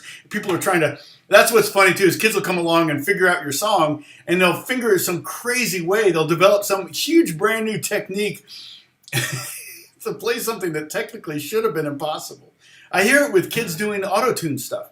Like, they don't know that you can use auto-tune to just go whoa and create a melody, right? So they hear da da da da da da da, and so they imitate that with their voice, and now you got kids that can sing like they're being auto-tuned.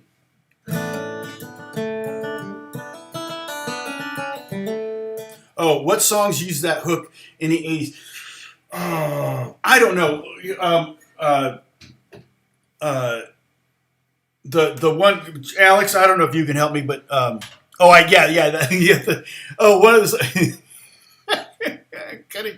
Alex is already on top of it. You knew what I was. Wait a minute, you haven't been listening that long, have you?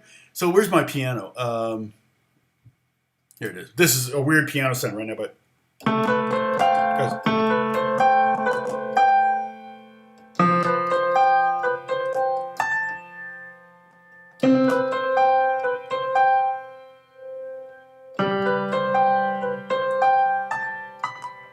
Things like that. I mean, and Alex, Mark Portis, and I would crack up Mark Portis because we'd be playing like behind someone at Lake Avenue, be praying, and we'd be underscoring him, and I'd go boo-da-da, like that, and Mark would just like answer me right back, and it was something he used all the time. I was almost more making fun of him than I was making fun of 80s pop music, but it was, it was a twofer.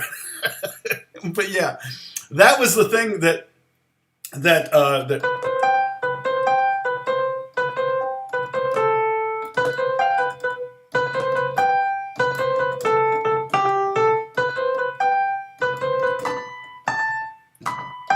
That's something like that. Something like that is the Kid Laroi hook. And Kid Laroi wrote the melody, but it was really highly, highly inspired by Charlie Puth's piano part. This other kid that I know played the guitar and bass on it, Omer Fetty, and also got writer's credit on it. But that's an example of when, like I've said before, if I'm writing a song with somebody and I just do chords or something, and they write melody and lyrics on top, I kind of break that into three groups, right? Melody, lyrics, harmony or chord structure or foundation or whatever. And so I'm totally willing to take a third, not a half in that scenario. However, if I write a hook or a guitar part that they copy in the melody, then it's more of a 50-50 thing at that moment because they're using I'm actually writing the melody. And that's a situation where Charlie Puth, in his piano part that he came up with, was really writing the melody. Yeah, Alex, I think, nailed it with that one.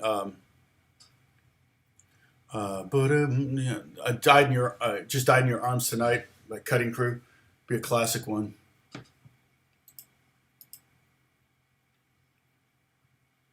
Open G tuning is kind of like banjo tuning. Yeah, I mean, I have a 6-string banjo over there because I'm doing some weird banjo stuff right now. But I just need the banjo sound. I don't need to be legit banjo. But yeah, banjo is open G. So having a note like that. Now I could do. Now if I want to create a low riff, I might drop D.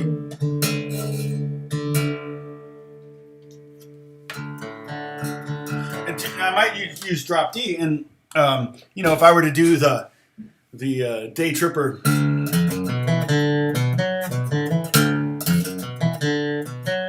now that's a mistake. That's an accident, but in that might be something.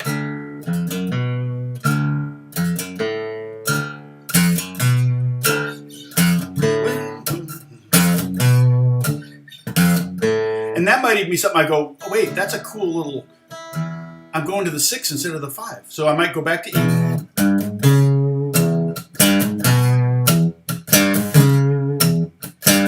That's a hook now. That's a hook. A legitimate hook that I've not heard before. Isn't that crazy that you can create something that... And that's probably somewhere... Or...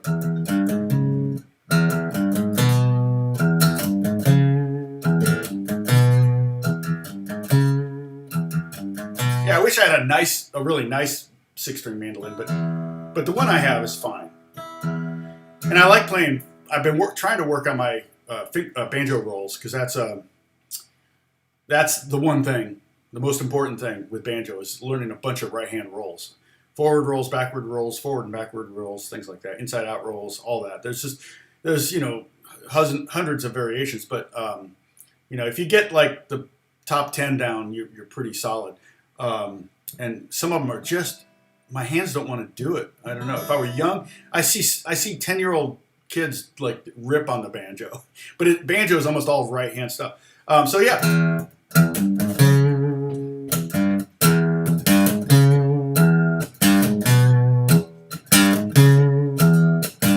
Now you would never peg that to be having been inspired by the riff from Day Tripper.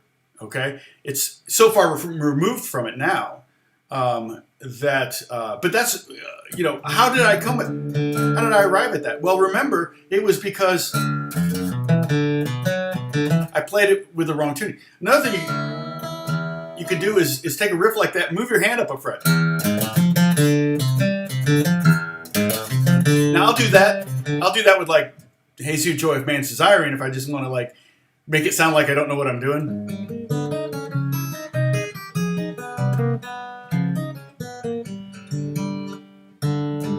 Right? Whatever. Where's Lena when you need her?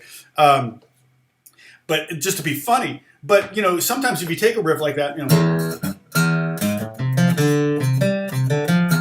something there might be something there that's usable. That's how they came up with that riff. They played Day Tripper on the wrong fret.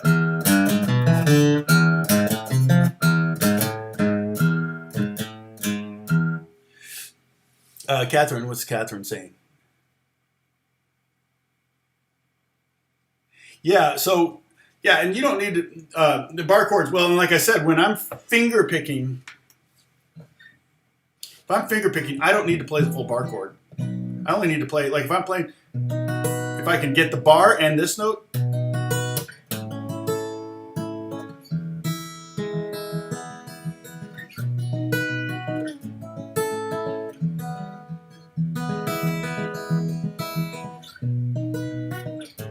But, if you got to play a song in the key of E, you can always just capo at the second fret and play in D. And then you don't have to worry about bar chords. Horrible capoing job there. Oh, I had this on my baritone, that's why. It's like, why is this all loose? Yeah, that's, the reason I capo on acoustic is so I don't have to play any bar chords. Oh, I thought about doing a video on how to make it, I don't know, how to make your electric guitar sound like an acoustic guitar. And it's without buying any effects or anything like that. So I may do that. Let me pull up my list and add that to it. I did it this weekend at church, and so often, we need an acoustic guitar on one song, and it's like, we don't have the inputs, or I don't want to pick up, bring another guitar, or it's just not critical because it only starts the song, and then by the time the song gets going, everybody's playing, you can't hear it anyway. And I know it's not legitimately that. I'm sorry, I'm just looking for this file because I'm going to add that to my future video making list. Desktop, YouTube. YouTube ideas.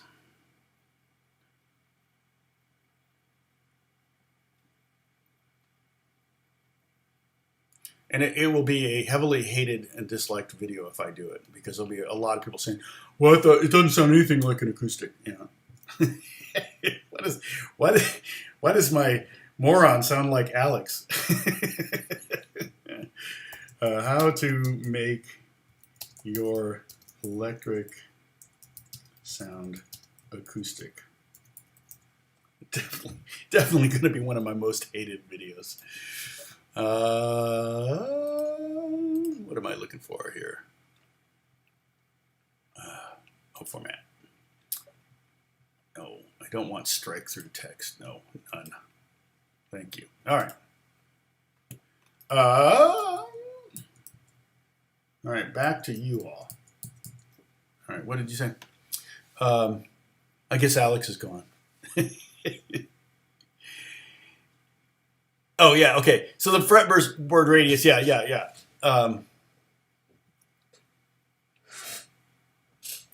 Well, and also tellies also tend to have narrower necks. So does a smaller radius make bar chords easier because it's curved?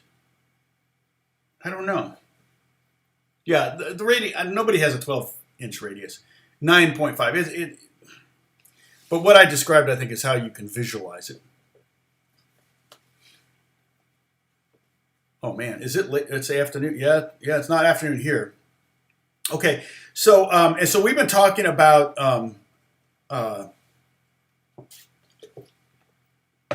eventually, not fast enough for James, I don't think, but we're talking about creating a riff, and so a lot of times it's let me do something here real quick.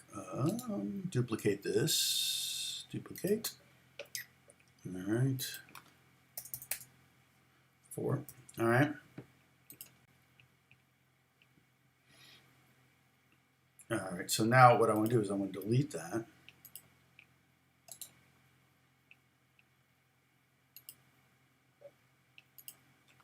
And then I want to create a new one. So I'm gonna put down some thoughts that we've been having.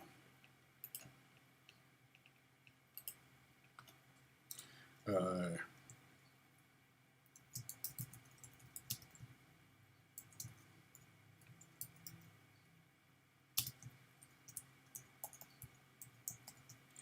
right.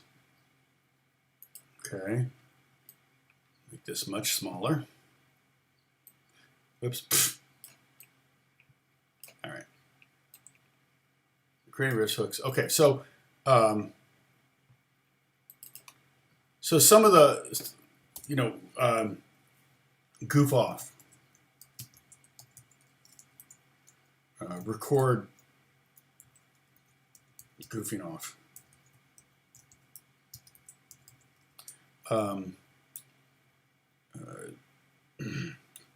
Start, or no, Strahle. I wrote Strahle.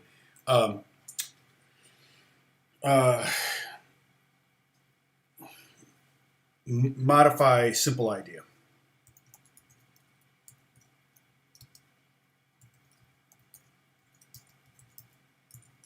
Modify existing idea.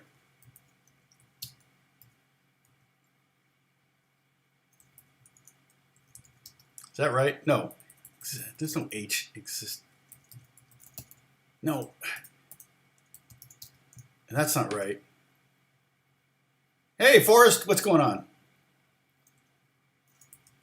Holly, help me. Yay!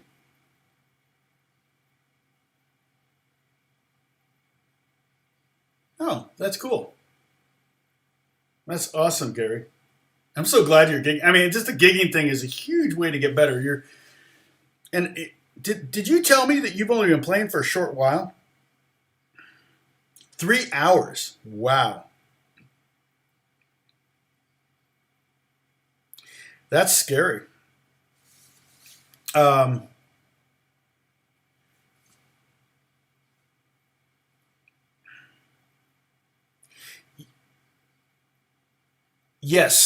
Yes, that's exactly where, Brian, that's exactly where you put it, okay? And I will try to listen to everything. I listened to stuff early last week, but I didn't see any, I went there and I didn't see anything new. So any ideas you have, you can throw them up there for all of us to kind of critique and things like that, okay?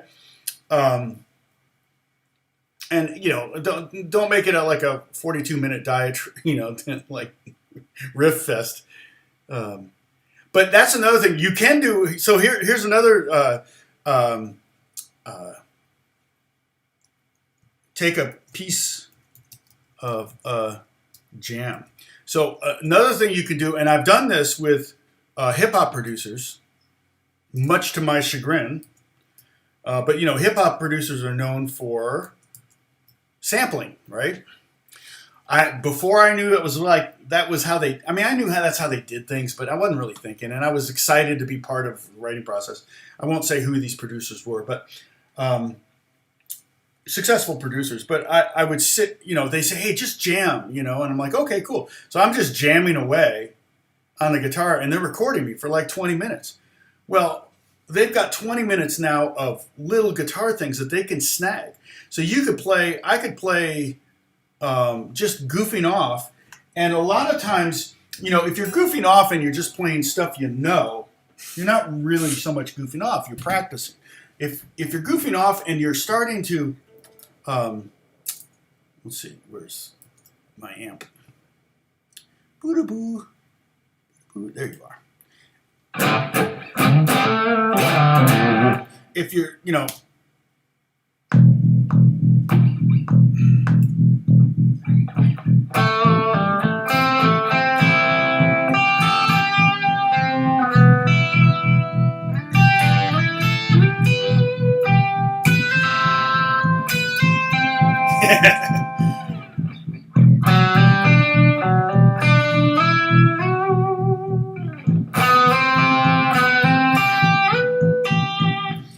But if you're goofing off and recording you're goofing off, what you want to do when you're trying to create something new, if you're practicing a scale or something, that's different. If you're practicing a song, that's different. If you just want to goof off to maybe come up with some new territory, what you want to do is you want to try to do things you haven't done before. Now, how does one do that? And that's where you come up with something original. So when we're talking about songwriting, we're talking about largely a good chunk of it has to be original. Now, there's a million songs that are. So not everything has to be original in the song. That's impossible. It may be a lyric, it may be a melody, it may be a guitar part, that kind of thing. If and I talk about copyrighted, you can copyright a melody, you can copyright lyrics, you can copyright a hook. But if your lyric is "I love you," well, that's not copyrightable, or otherwise you would own half of all songs out there. Maybe we should try to copyright "I love you." Just say "I love you," and then send that to the copyright office in DC and say, "Okay, now start suing people."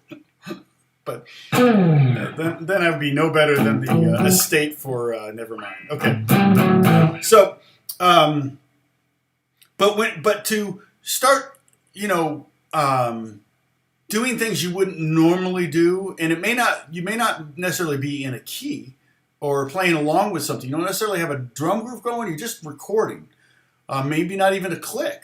You're just kind of goofing off. That's one thing. But I like to have something playing, whether it's a drum groove, maybe a bass line, but a bass line will lock me into a certain key. And if I'm fishing, that's basically what you're doing. You're throwing a pole out there and you're fishing. And you're like, you don't know what you're going to catch. You don't know you're just like, let's see what happens.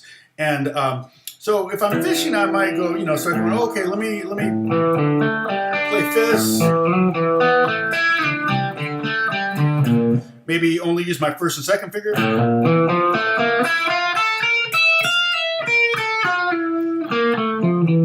I end up writing the Charlie's Angels theme.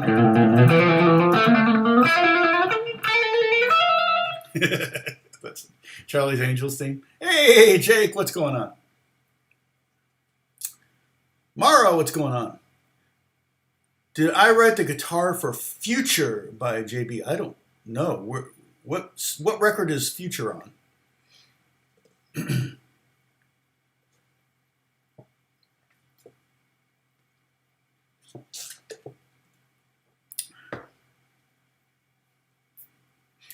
Aslan's already on it. Yeah, get royalties for that. Imagine that. I don't think so. I mean, they haven't told me that. Is it a song that's not released yet? Because they've asked for stuff recently, but I haven't heard of anything being written to it. But I do have a lot of songs out there that have been leaked, and they're called different things. Like Always is what it's really called, but I've heard other names for it, and they actually put it in the documentary on YouTube, but they didn't release it. But I did get paid for it, so I did get a production fee for it.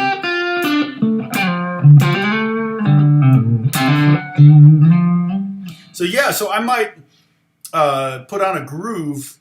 I could do this right now. Let's see. Where I get Logic. I'll get rid of the bass. I don't need this. In fact, I'm going to delete that. I don't have any. Okay, let me just do this. So what kind of music do I want? Right. Oops, that's not what I wanted to do. Let's see. Okay. Well, I'll do an R&B thing.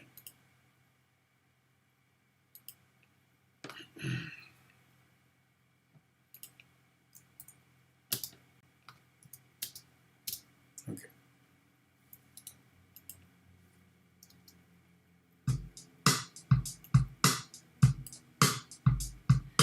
Yeah. I'm going to change the drummer. Let's see. Yeah, definitely change the drummer. I don't like that drummer.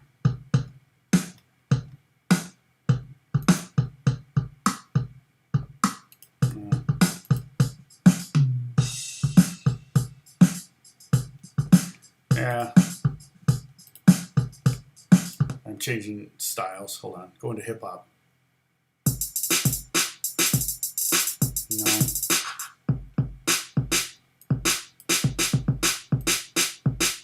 Wow, that's annoying.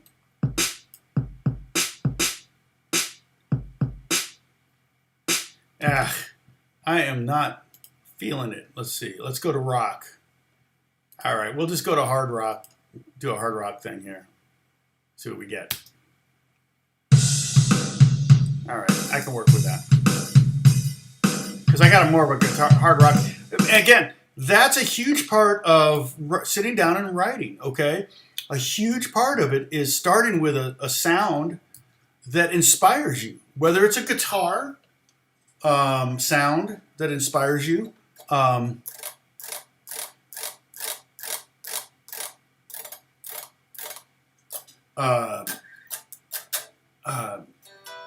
future. Hold on a second. Was it a released track? Now you got me curious. Or is it leaked? Or with Kalani? Is it on Justice? I didn't get anything on Justice.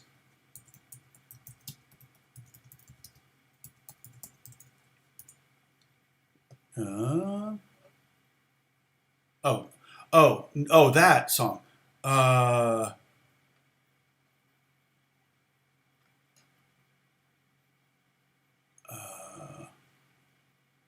No, I don't think that's me. They would have let me know. That was legitimately released. So yeah, if it was legitimately released, they take good care of me. So it's the leaked stuff that I don't make any money for. And the problem with records being leaked is that they won't release them then. Once they're leaked, they're pretty much going to be like, nope. I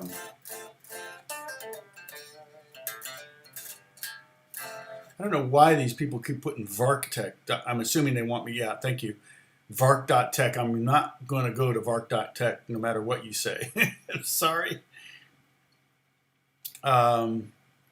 Okay, so I've got this drum groove up. Okay, and what I'm going to do is I'm going to loop it, right? I'm going to loop it forever. Not forever, but for a long time. Okay. And I've got my guitar sound out, and I'm just going to have fun with it. And I'm really going to try to play to create, okay? And I may create something really cool right in front of you. I don't know.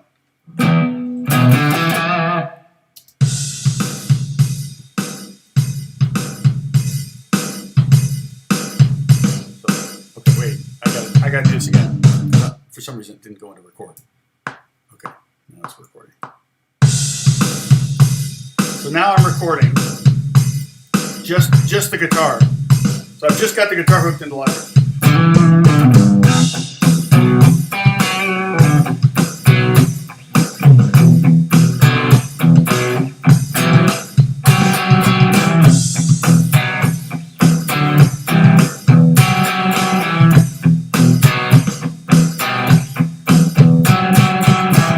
Right away, I'm inspired.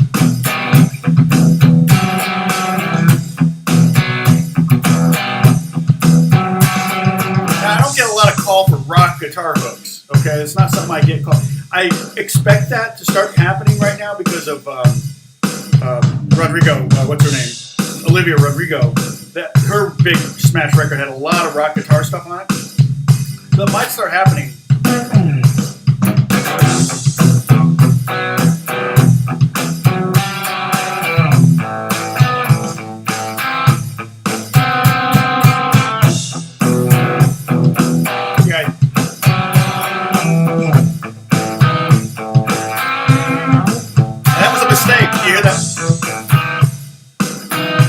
Hit that E flat instead of I meant to hit the B and I hit the E flat. That's a mistake. But how can I, now I'm like, oh, that's kind of cool. It's very Zeppelin to me. It sounds Zeppelin to me.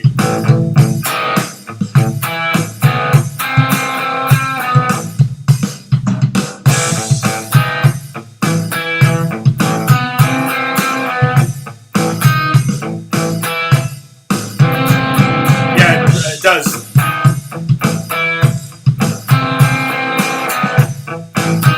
Oh, that's cool. She was on I'm going to have to check that out. I didn't know. That would have been a cool show. Yeah, it does. Definitely sounds like a Michael Schenker work.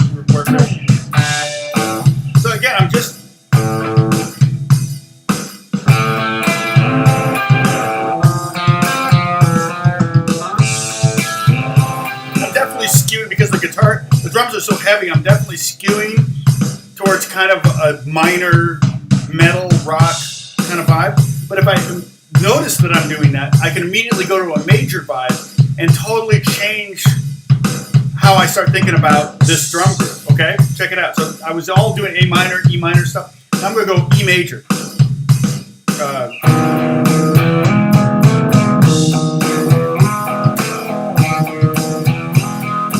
Kind of doing a Smashing Pumpkins thing.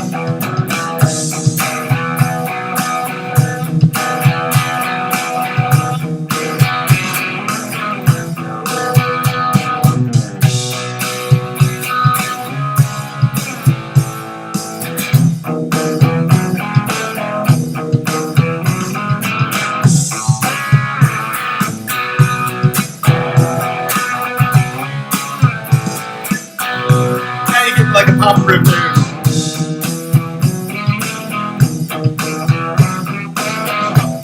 So, you know, I may have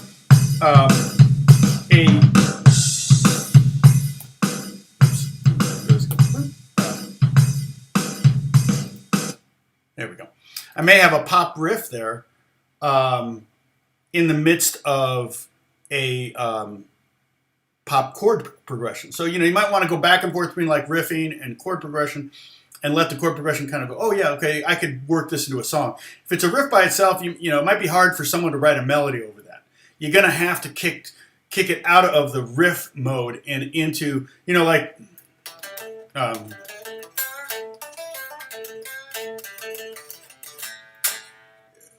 you know, Robert Plant doesn't sing over that, right? He doesn't sing over that. That's a guitar feature, but that's the riff. That's the hook. Hey, mama said. He sings over nothing, right? He's singing out over a sustaining guitar chord. So, I could probably sing Amazing Grace. Amazing Grace, how sweet sound, with sad roots like me. Yeah, almost. Amazing Graces. I still need to do a record of all my Amazing Graces versions. Okay, so.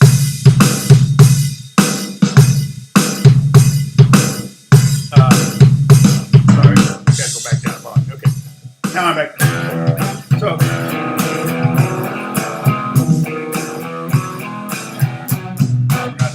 I went there.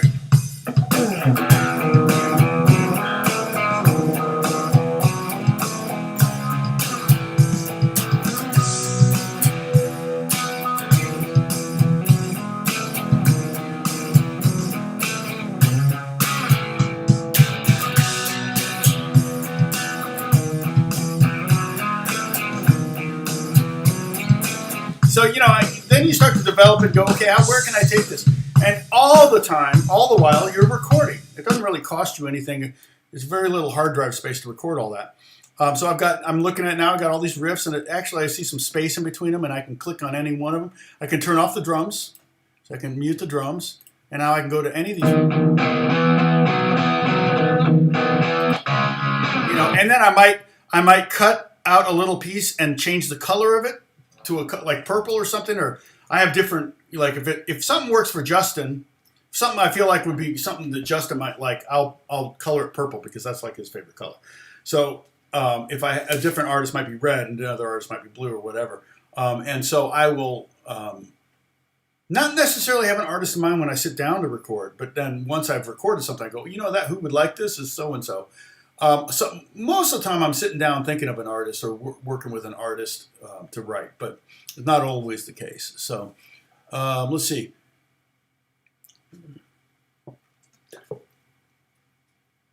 Yeah, you got to get that HVAC repaired, Jack. Let's see. I still need to learn Gilligan's Island theme on guitar so I can do Amazing Grace.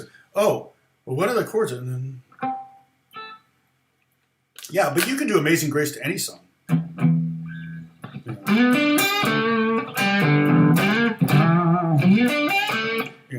Amazing Grace, how sweet the sound.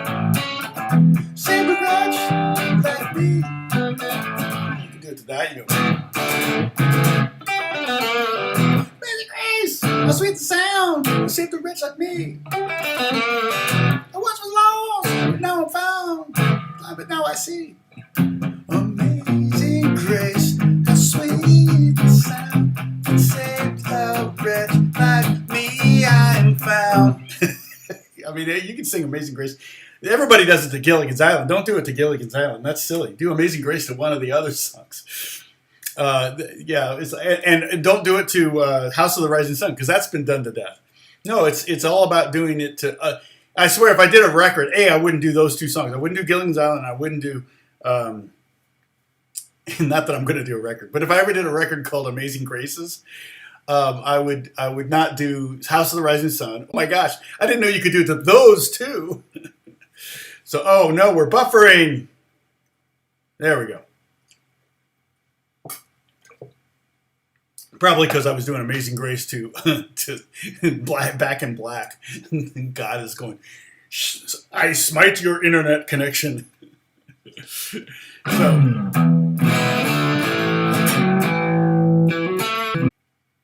yes.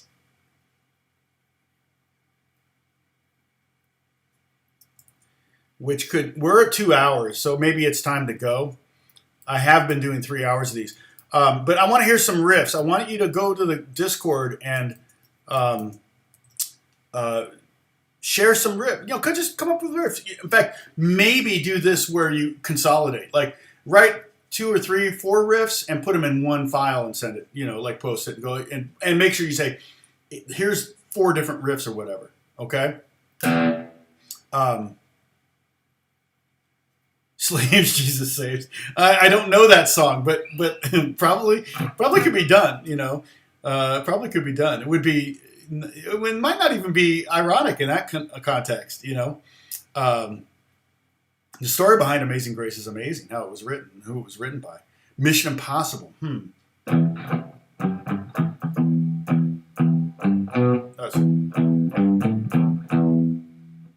What was it?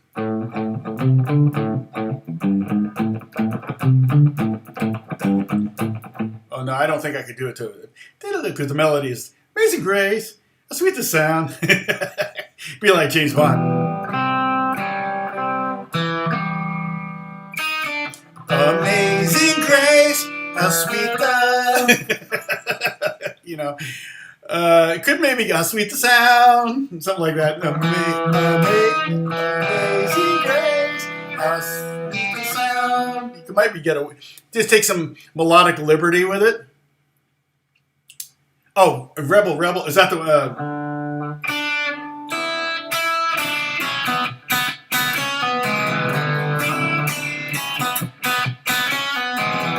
That's the hook of the song.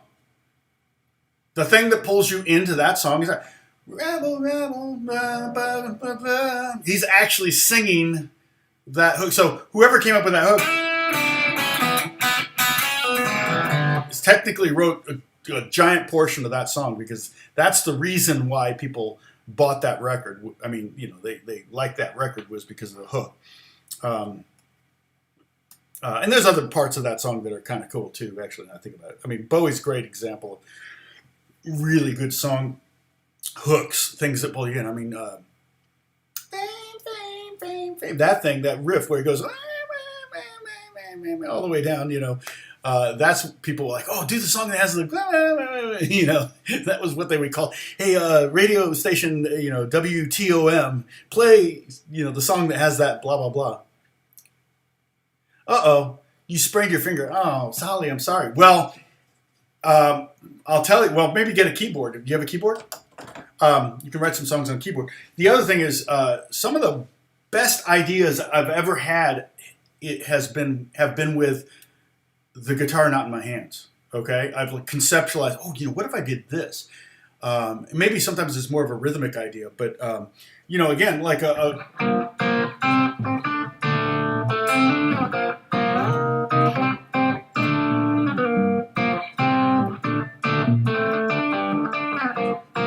All the Young Dudes is a great song. Yes.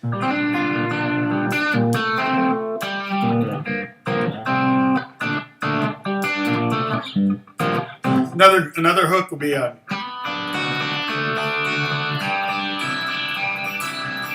Now here's the thing about that. That hook, U2 Sunday Bloody Sunday. If you because Sunday, there's what's called a shout chorus. I would call that pretty much a shout chorus. A lot of anthems are shout chorus type songs. or have shout choruses. A lot of political songs have shout choruses because it's all about getting the people charged up, right? But this would not be a catchy hook.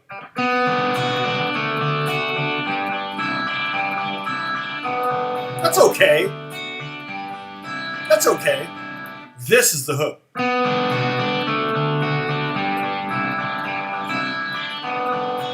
Right? That little skip, that little dotted quarter note or dotted eighth note to the 16th note is what makes that a hook and makes it interesting. And I'm sure that was the progression of it. I don't think he started there. He probably started with it. He started with that. You know, he may have probably started with.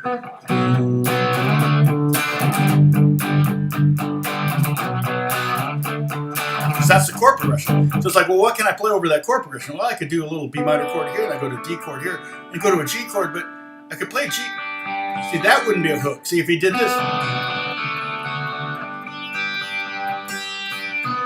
And that's kind of hooky, but I'm putting the rhythm in there. I'm still putting that rhythm in there.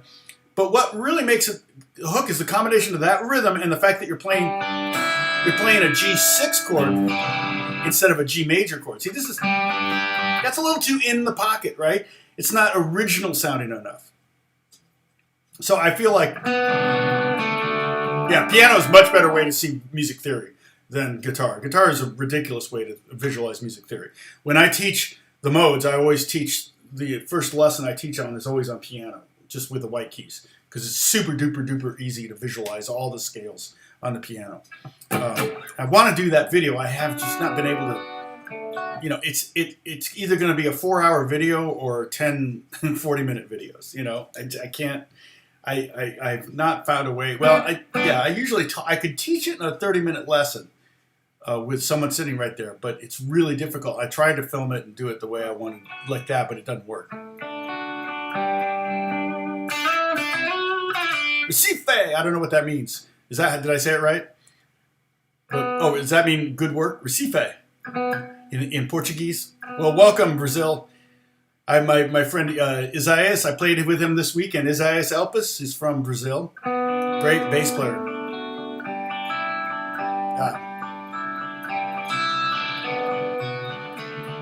He plays with an artist from Brazil. He was touring with him, of course, then COVID jacked everything up. Let's see, where is... I think he's on Instagram. I'm curious what that artist is. There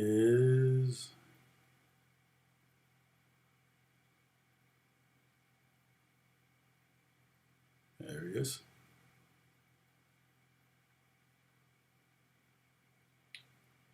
You should probably follow him. Was it this? That was, yeah, that was.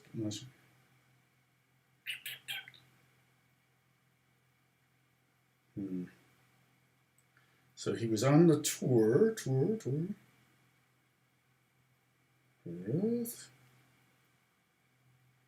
Sorry, I'm trying to. Oh, okay, so this is who he was on tour. Who is that?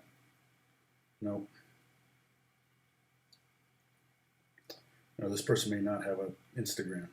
I don't know. Anyway, he's pretty big audiences, it looks like, touring with. Oh, wait. Here's a. I can't play audio because I don't want to. Tiago Lork? Tiago Lork, is that who it is? I don't know. Anyway, he said he was pretty well known in Brazil. Side squirrel! Yeah, so,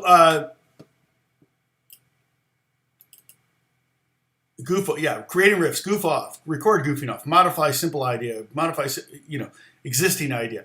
Modifying the simple idea was what we did with the riff that's a non-riff. It's just a diatonic scale that is the majesty of rock. I love that. It's just like, are you kidding me? So in other words, they couldn't think of, they couldn't come up with something that creative. It's talking about Spinal Tap, which is a joke band. Not a joke band. They're a parody band of themselves. So, but we ended up doing that. We did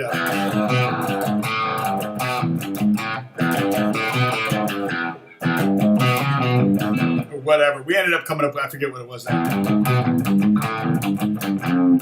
I forget what I did, but anyway, we took a simple idea and we started modifying it, and you can modify it melodically. Okay, so that's what we do. We take this, and I did that flat the second note. So we get this kind of Dick Dale kind of sound. Really not Dick Dale. It's really kind of more Hungarian minor, harmonic minor kind of vibe. Kind of a was that F? Anyway, regardless, we take that, but that's not particularly interesting in itself. And we look at what the Edge did with that little skip in there. So we could do something that we take this. Well, let's see. If we did that, we went.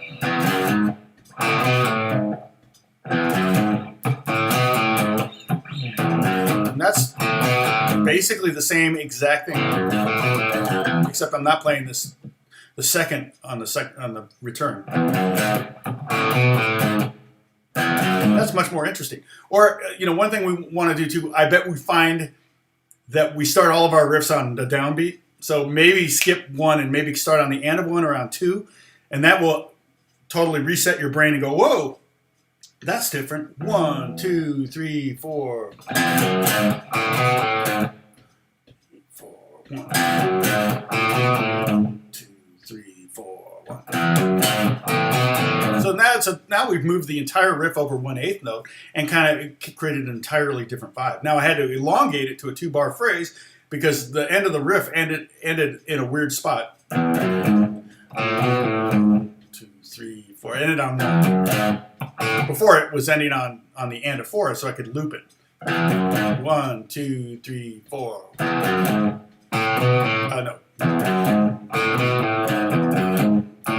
Whatever I did now, I can't remember what I did.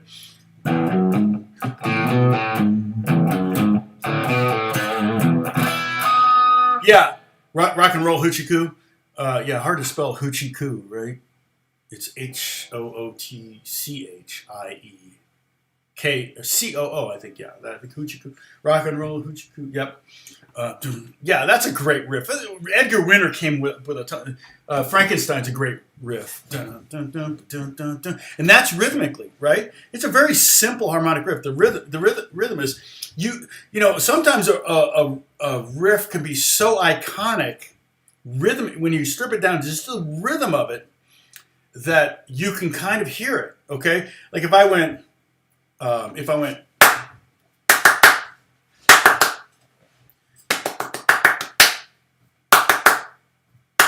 can you hear the riff? It was Back in Black. If I went,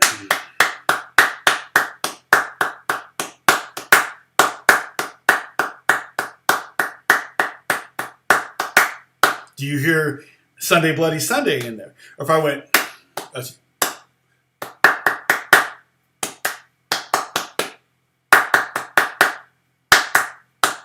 That was Day Tripper. Okay, so you can strip things down to rhythm. You can steal that and use that rhythm and play it, but as long as you play a completely different riff to it, nothing that's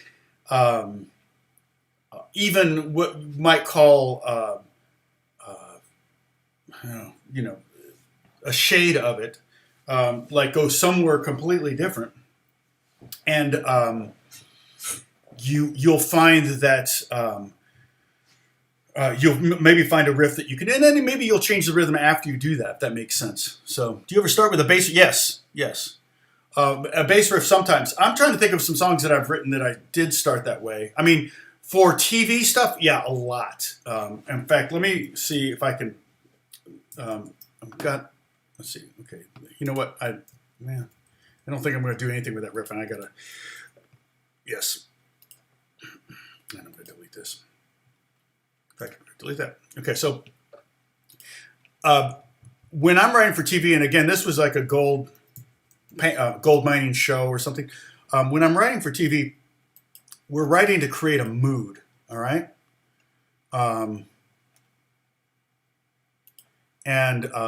So I did a lot of on this. They wanted Western kind of stuff, so I'm just enabling the tracks that I'm going to be playing so that I'm not too slow. I put this. So check it out. There's on this. There's kick drum, snare drum, a pad called Starlight, piano, a little piano which you probably wouldn't hear, a high drone note which you probably won't hear. A lot of these things, and then percussion elements, bass, cymbal rolls, and then I put too many things on here. The composer I work with on this and sent him all these. He goes, yeah, you can do 1/3 less. You don't need to do that much. But I do like to give him a lot to work with when he's doing the mixes. Okay. And then I did acoustic, I did ukulele banjo, I did 6-string banjo, I did power chord EG pads. Now, some of these sounds may have changed, but I don't think so. So what I did here with this sound, I'm going to pull this up. This is unrelated to songwriting. But if you hear this, this sounds... I've got the reverb, I think, turned up 100%. Yes. So you can't really hear... You really don't hear a lot. You don't hear... So here's what it... Oh, see, it's... Yeah.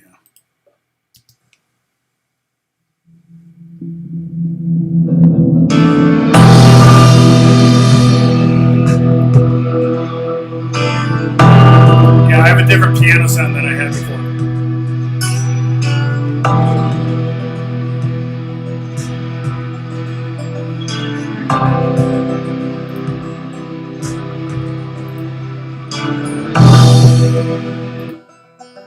Here's the piano. The banjo. Here's the ukulele banjo. Where does that come in? Oh, it comes in here. Check out the ukulele banjo.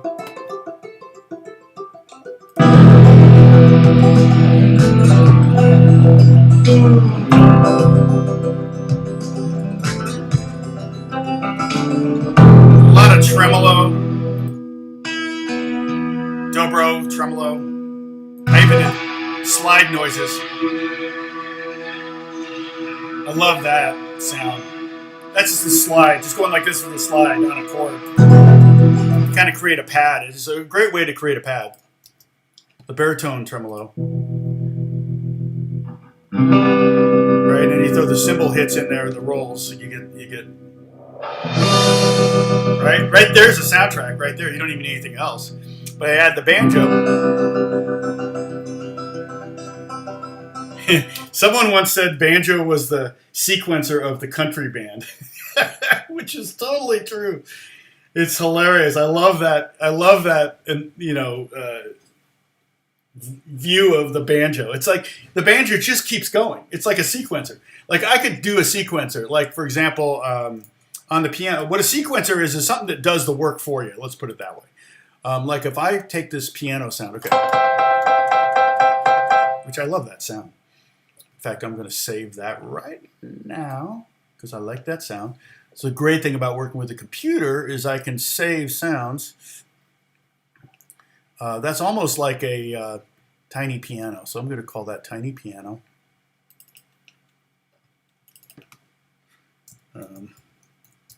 But if I add a sequence to it, I'm really, this is called an arpeggiator. If I add an arpeggiator to it, okay, and I just hold down like, I'm just holding down 5 notes. It's doing the work. I can have it randomize it. I can make it go like a 3-octave range. I can do 2-octave range and maybe a variation.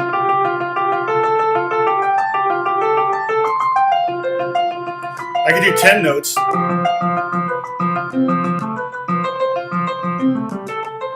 But that's called a sequencer. And that's kind of what a banjo does in a country band. A banjo just will like, I'm saving.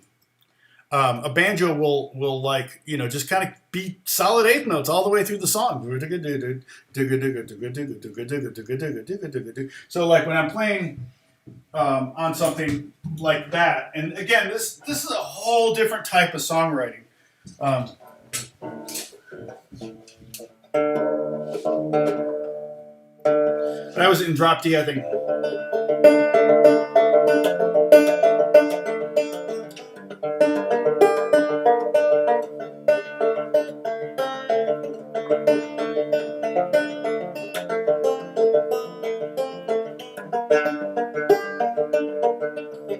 I'm maybe just keeping it going, and I'm not using picks because I don't want it to cut through too much. I want it to be kind of moody.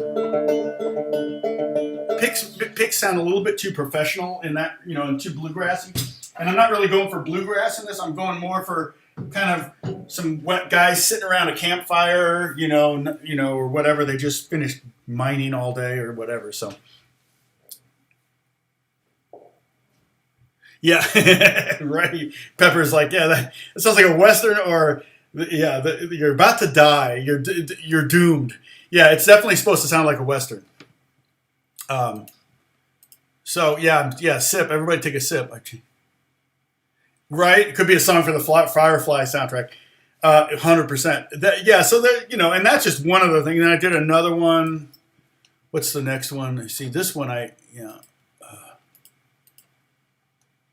I didn't use any of these. So I'm just trying to make sure I've got this. Now, I love Tubular Bells. Right now I have these like crazy descending to the left, but that, you know, can have a definite Western connotation, I think.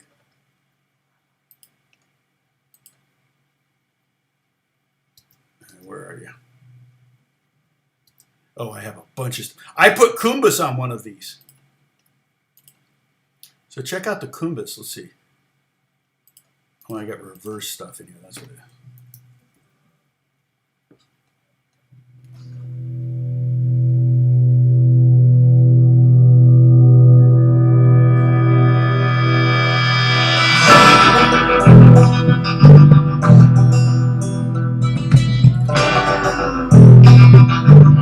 Notice I'm avoiding the 2, 3, 4 bass. 1, 2, and 2. Where's the click?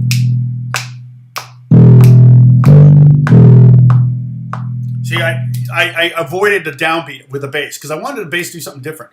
Like that big swell into there too.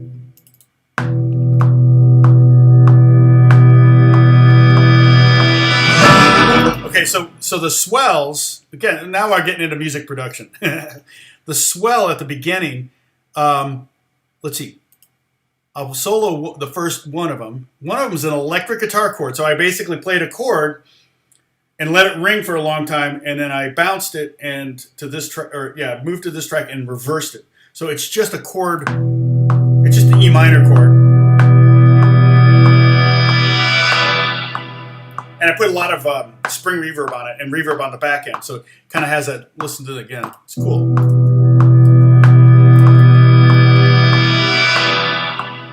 Okay. Yeah, something's about to happen, exactly.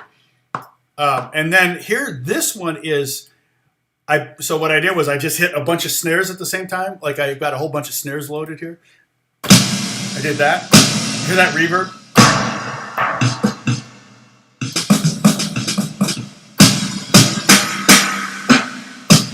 So I did that. I bounced that with a reverb tail, and that's what this is. So this is reverse snares. Then I reverse the file. So I'm going to solo this.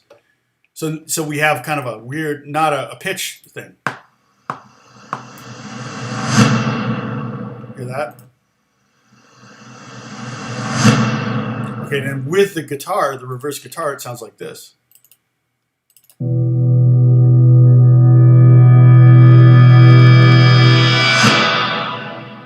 Cool, isn't it? So that gets you into the thing. And once you're, where's the kumbas? I actually played kumbas on, yeah, which is very Western. It sounds so cool, Western. It sounds like a banjo, but that's the Middle Eastern instrument there with the banjo head.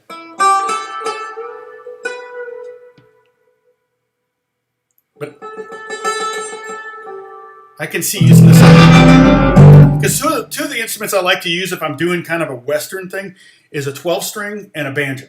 And this is kind of a combination between a 12-string and a banjo, but it's fretless. So I can get those bends and stuff, which is really cool. So don't go in there, you nut. Exactly. Oh, yeah. And opening swells are, now that I've shown that to you, you'll notice how often they happen in music. Not only in like on TV and movies and stuff like that, but they happen in pop music too. They'll put it in the middle. And those swells are elsewhere in the song. So I don't just use it at the beginning. Like, let me go, here's another place that just, you know, I may have hit a chord and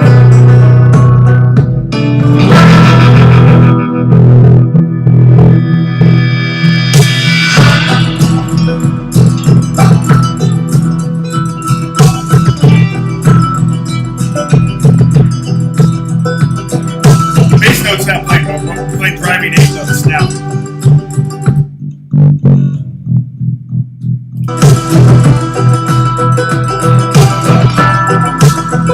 I love it. Tubular bells.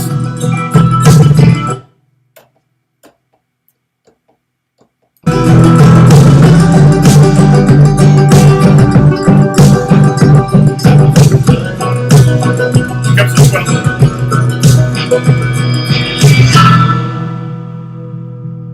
And they might just use that to go to commercial. Commercial. You know, they may only use 3 seconds of the whole cue. But seconds, even seconds can add up if the show airs enough and if it's a popular enough show.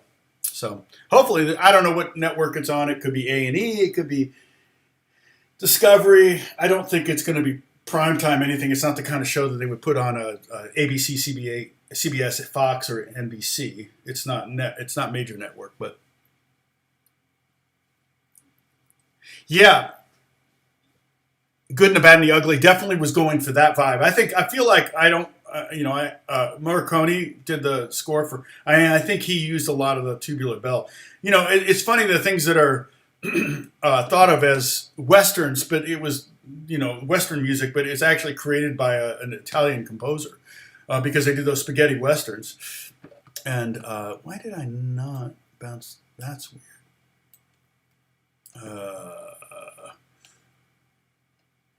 I bet you. I wonder if I cut those short. Let me look. Sorry. Boom, boom, boom. I'm looking at a file and going, kind of those look. I should have bounced them. I should have stretched them out before I bounced them so that here we go.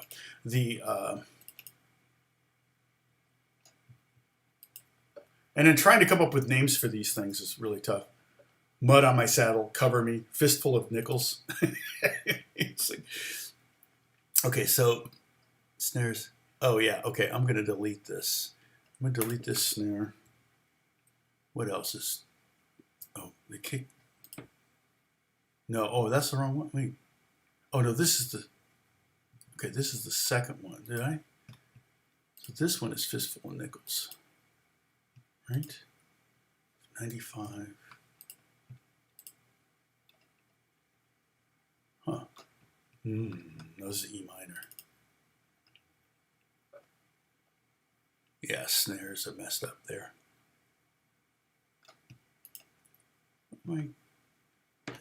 I've got my songs mixed up. Oh no, I see what I did. I'm not seeing. Okay. Oh yeah. These all need to go further. Dang it, I screwed up.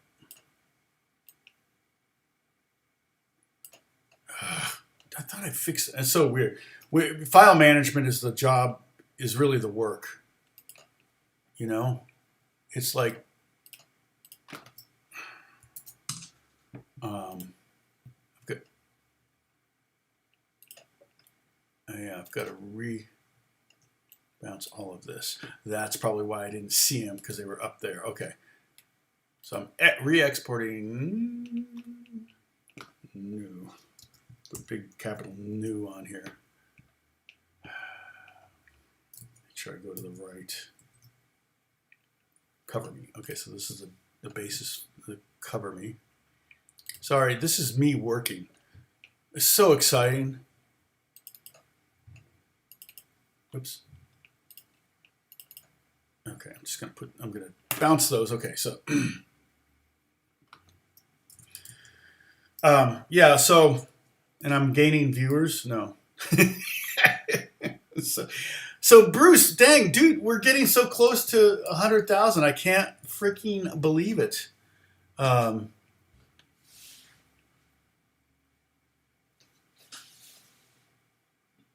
Yeah, Tony said. Yeah, I mean, it's just funny that all those spaghetti westerns of the '60s and '70s. I think they did it because it was cheaper or something, probably to save money. I mean, they were probably fairly low budget films, but then it became a thing, and probably what's his name, uh, Clint Eastwood probably had property in Italy and wanted to spend time there. I mean, it looks gorgeous, just looks gorgeous. Okay, so comedy is really hard. I've done comedy ones. I don't know if I have mixes in my folders of them, but comedy is like really one of the hardest things to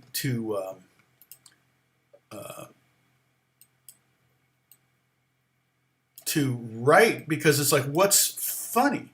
What about music is funny? And that's where you're kind of like, I don't know. Okay, so these.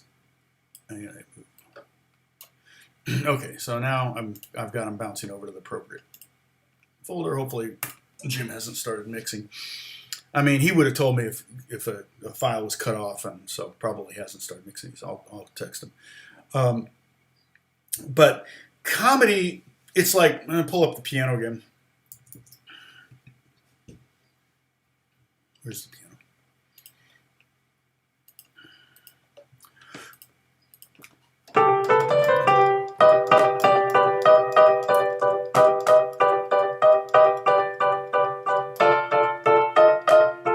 Then it gets dark, but like taking a G major chord and making a G augmented, it's kind of funny, or diminished.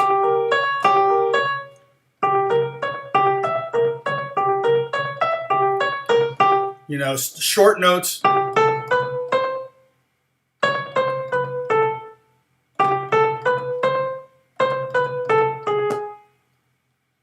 That's more like sneaky.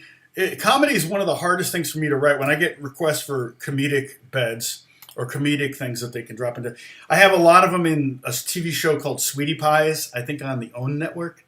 I've never watched it, but they devour funny, goofy, humorous music. That's a big thing that they like to use. Somebody in my backyard? Hold on. Oh no, it's my microphone. That's weird. All right. So so boy, trying to write something comedic is very, very difficult. So a lot of times it's the sound that is funny, like marimbas, staccato strings, but this isn't really on point of what we're songwriting. It's writing a funny song. I mean, that would almost always, if you're writing a funny song, that would almost always it's someone building something across the street. That would mean trying to write some funny lyric, almost always, like Disco Duck. Disco Duck, if you took off the lyric for Disco Duck, it wouldn't be a funny song. It would be a bad disco recording, but it wouldn't be a funny song. Three Blind Mice. But how much of that is the association? Like I talked about with my Christmas worship song, I literally wrote on the chart for the worship leaders, never play this outside of Thanksgiving and Christmas window, because it will lose its. You need it to retain its Christmas symbolism, embolism, empathy, something. I don't know. The Christmas spirit feel. Like if you start doing it in July because you really like the song, then it's no longer a Christmas song, right? So, all right. I think I'm going to take over. It's been 2.5 hours, and you guys have been pros sticking with me. Bruce, like I said, we're up to, let's see here. Where are we? Almost to 99.5, right? It's moving pretty quick. 99.45. Okay, 1,250 in the last 28 days. So that if that continues at that rate, then we'll easily hit 100,000 before the end of the year. And this is another thing. If they start building, I don't know where that hammering is coming from, but if they start building that,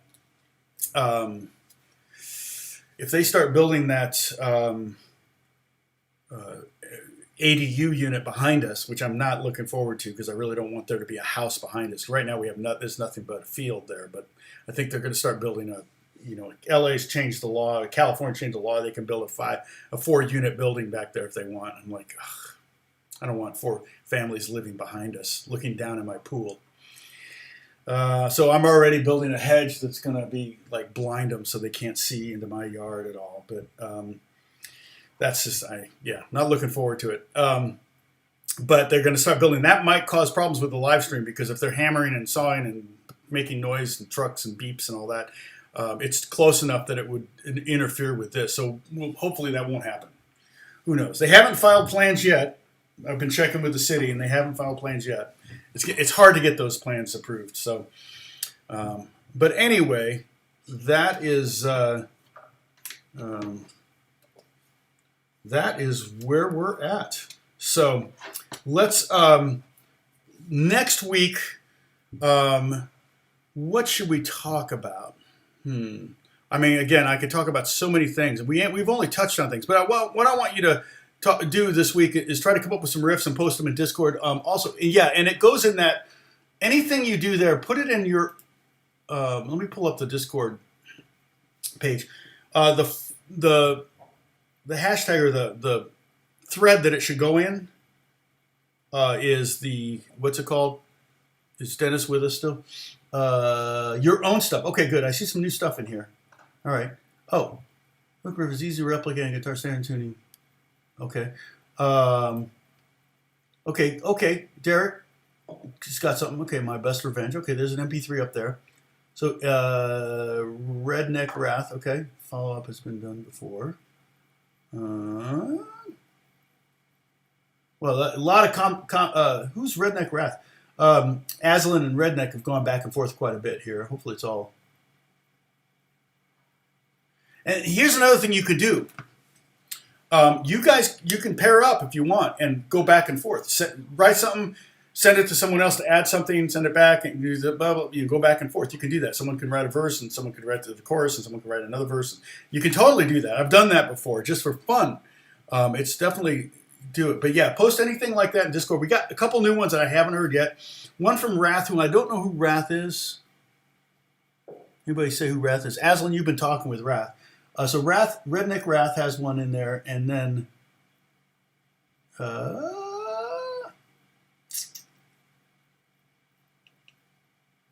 Derek, I think, is a new one. And is there anything else? No, this is not loading. Maybe there's something I missed.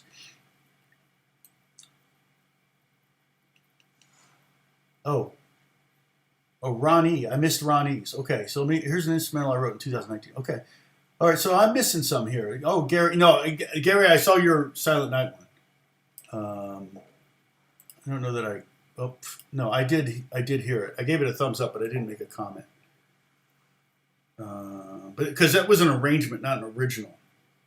So I'm going to check his... I've got some homework to do myself. Oh, that was an interesting sound. That was somebody calling me on... What is that? What is that sound on Discord? That's weird.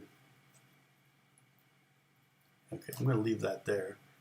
Can I mute this? Where's the mute button? Oh, Logic used to have a mute button.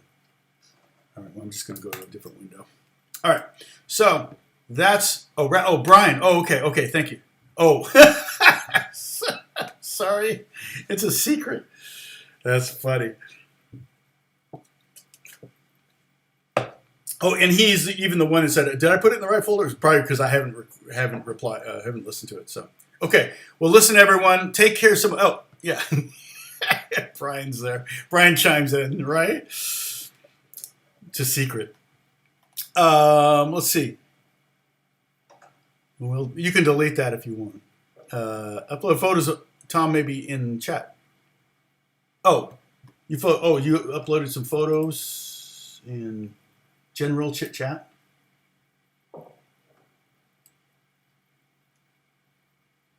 Oh yeah, yeah. If 2020 were key signatures, you got that right.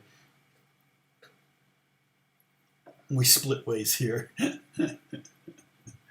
Wow. Someone trying to look like Far Side.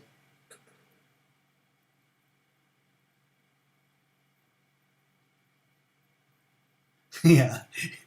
Blinded by the light. Yeah. Wrapped up like a deuce, another runner in the night.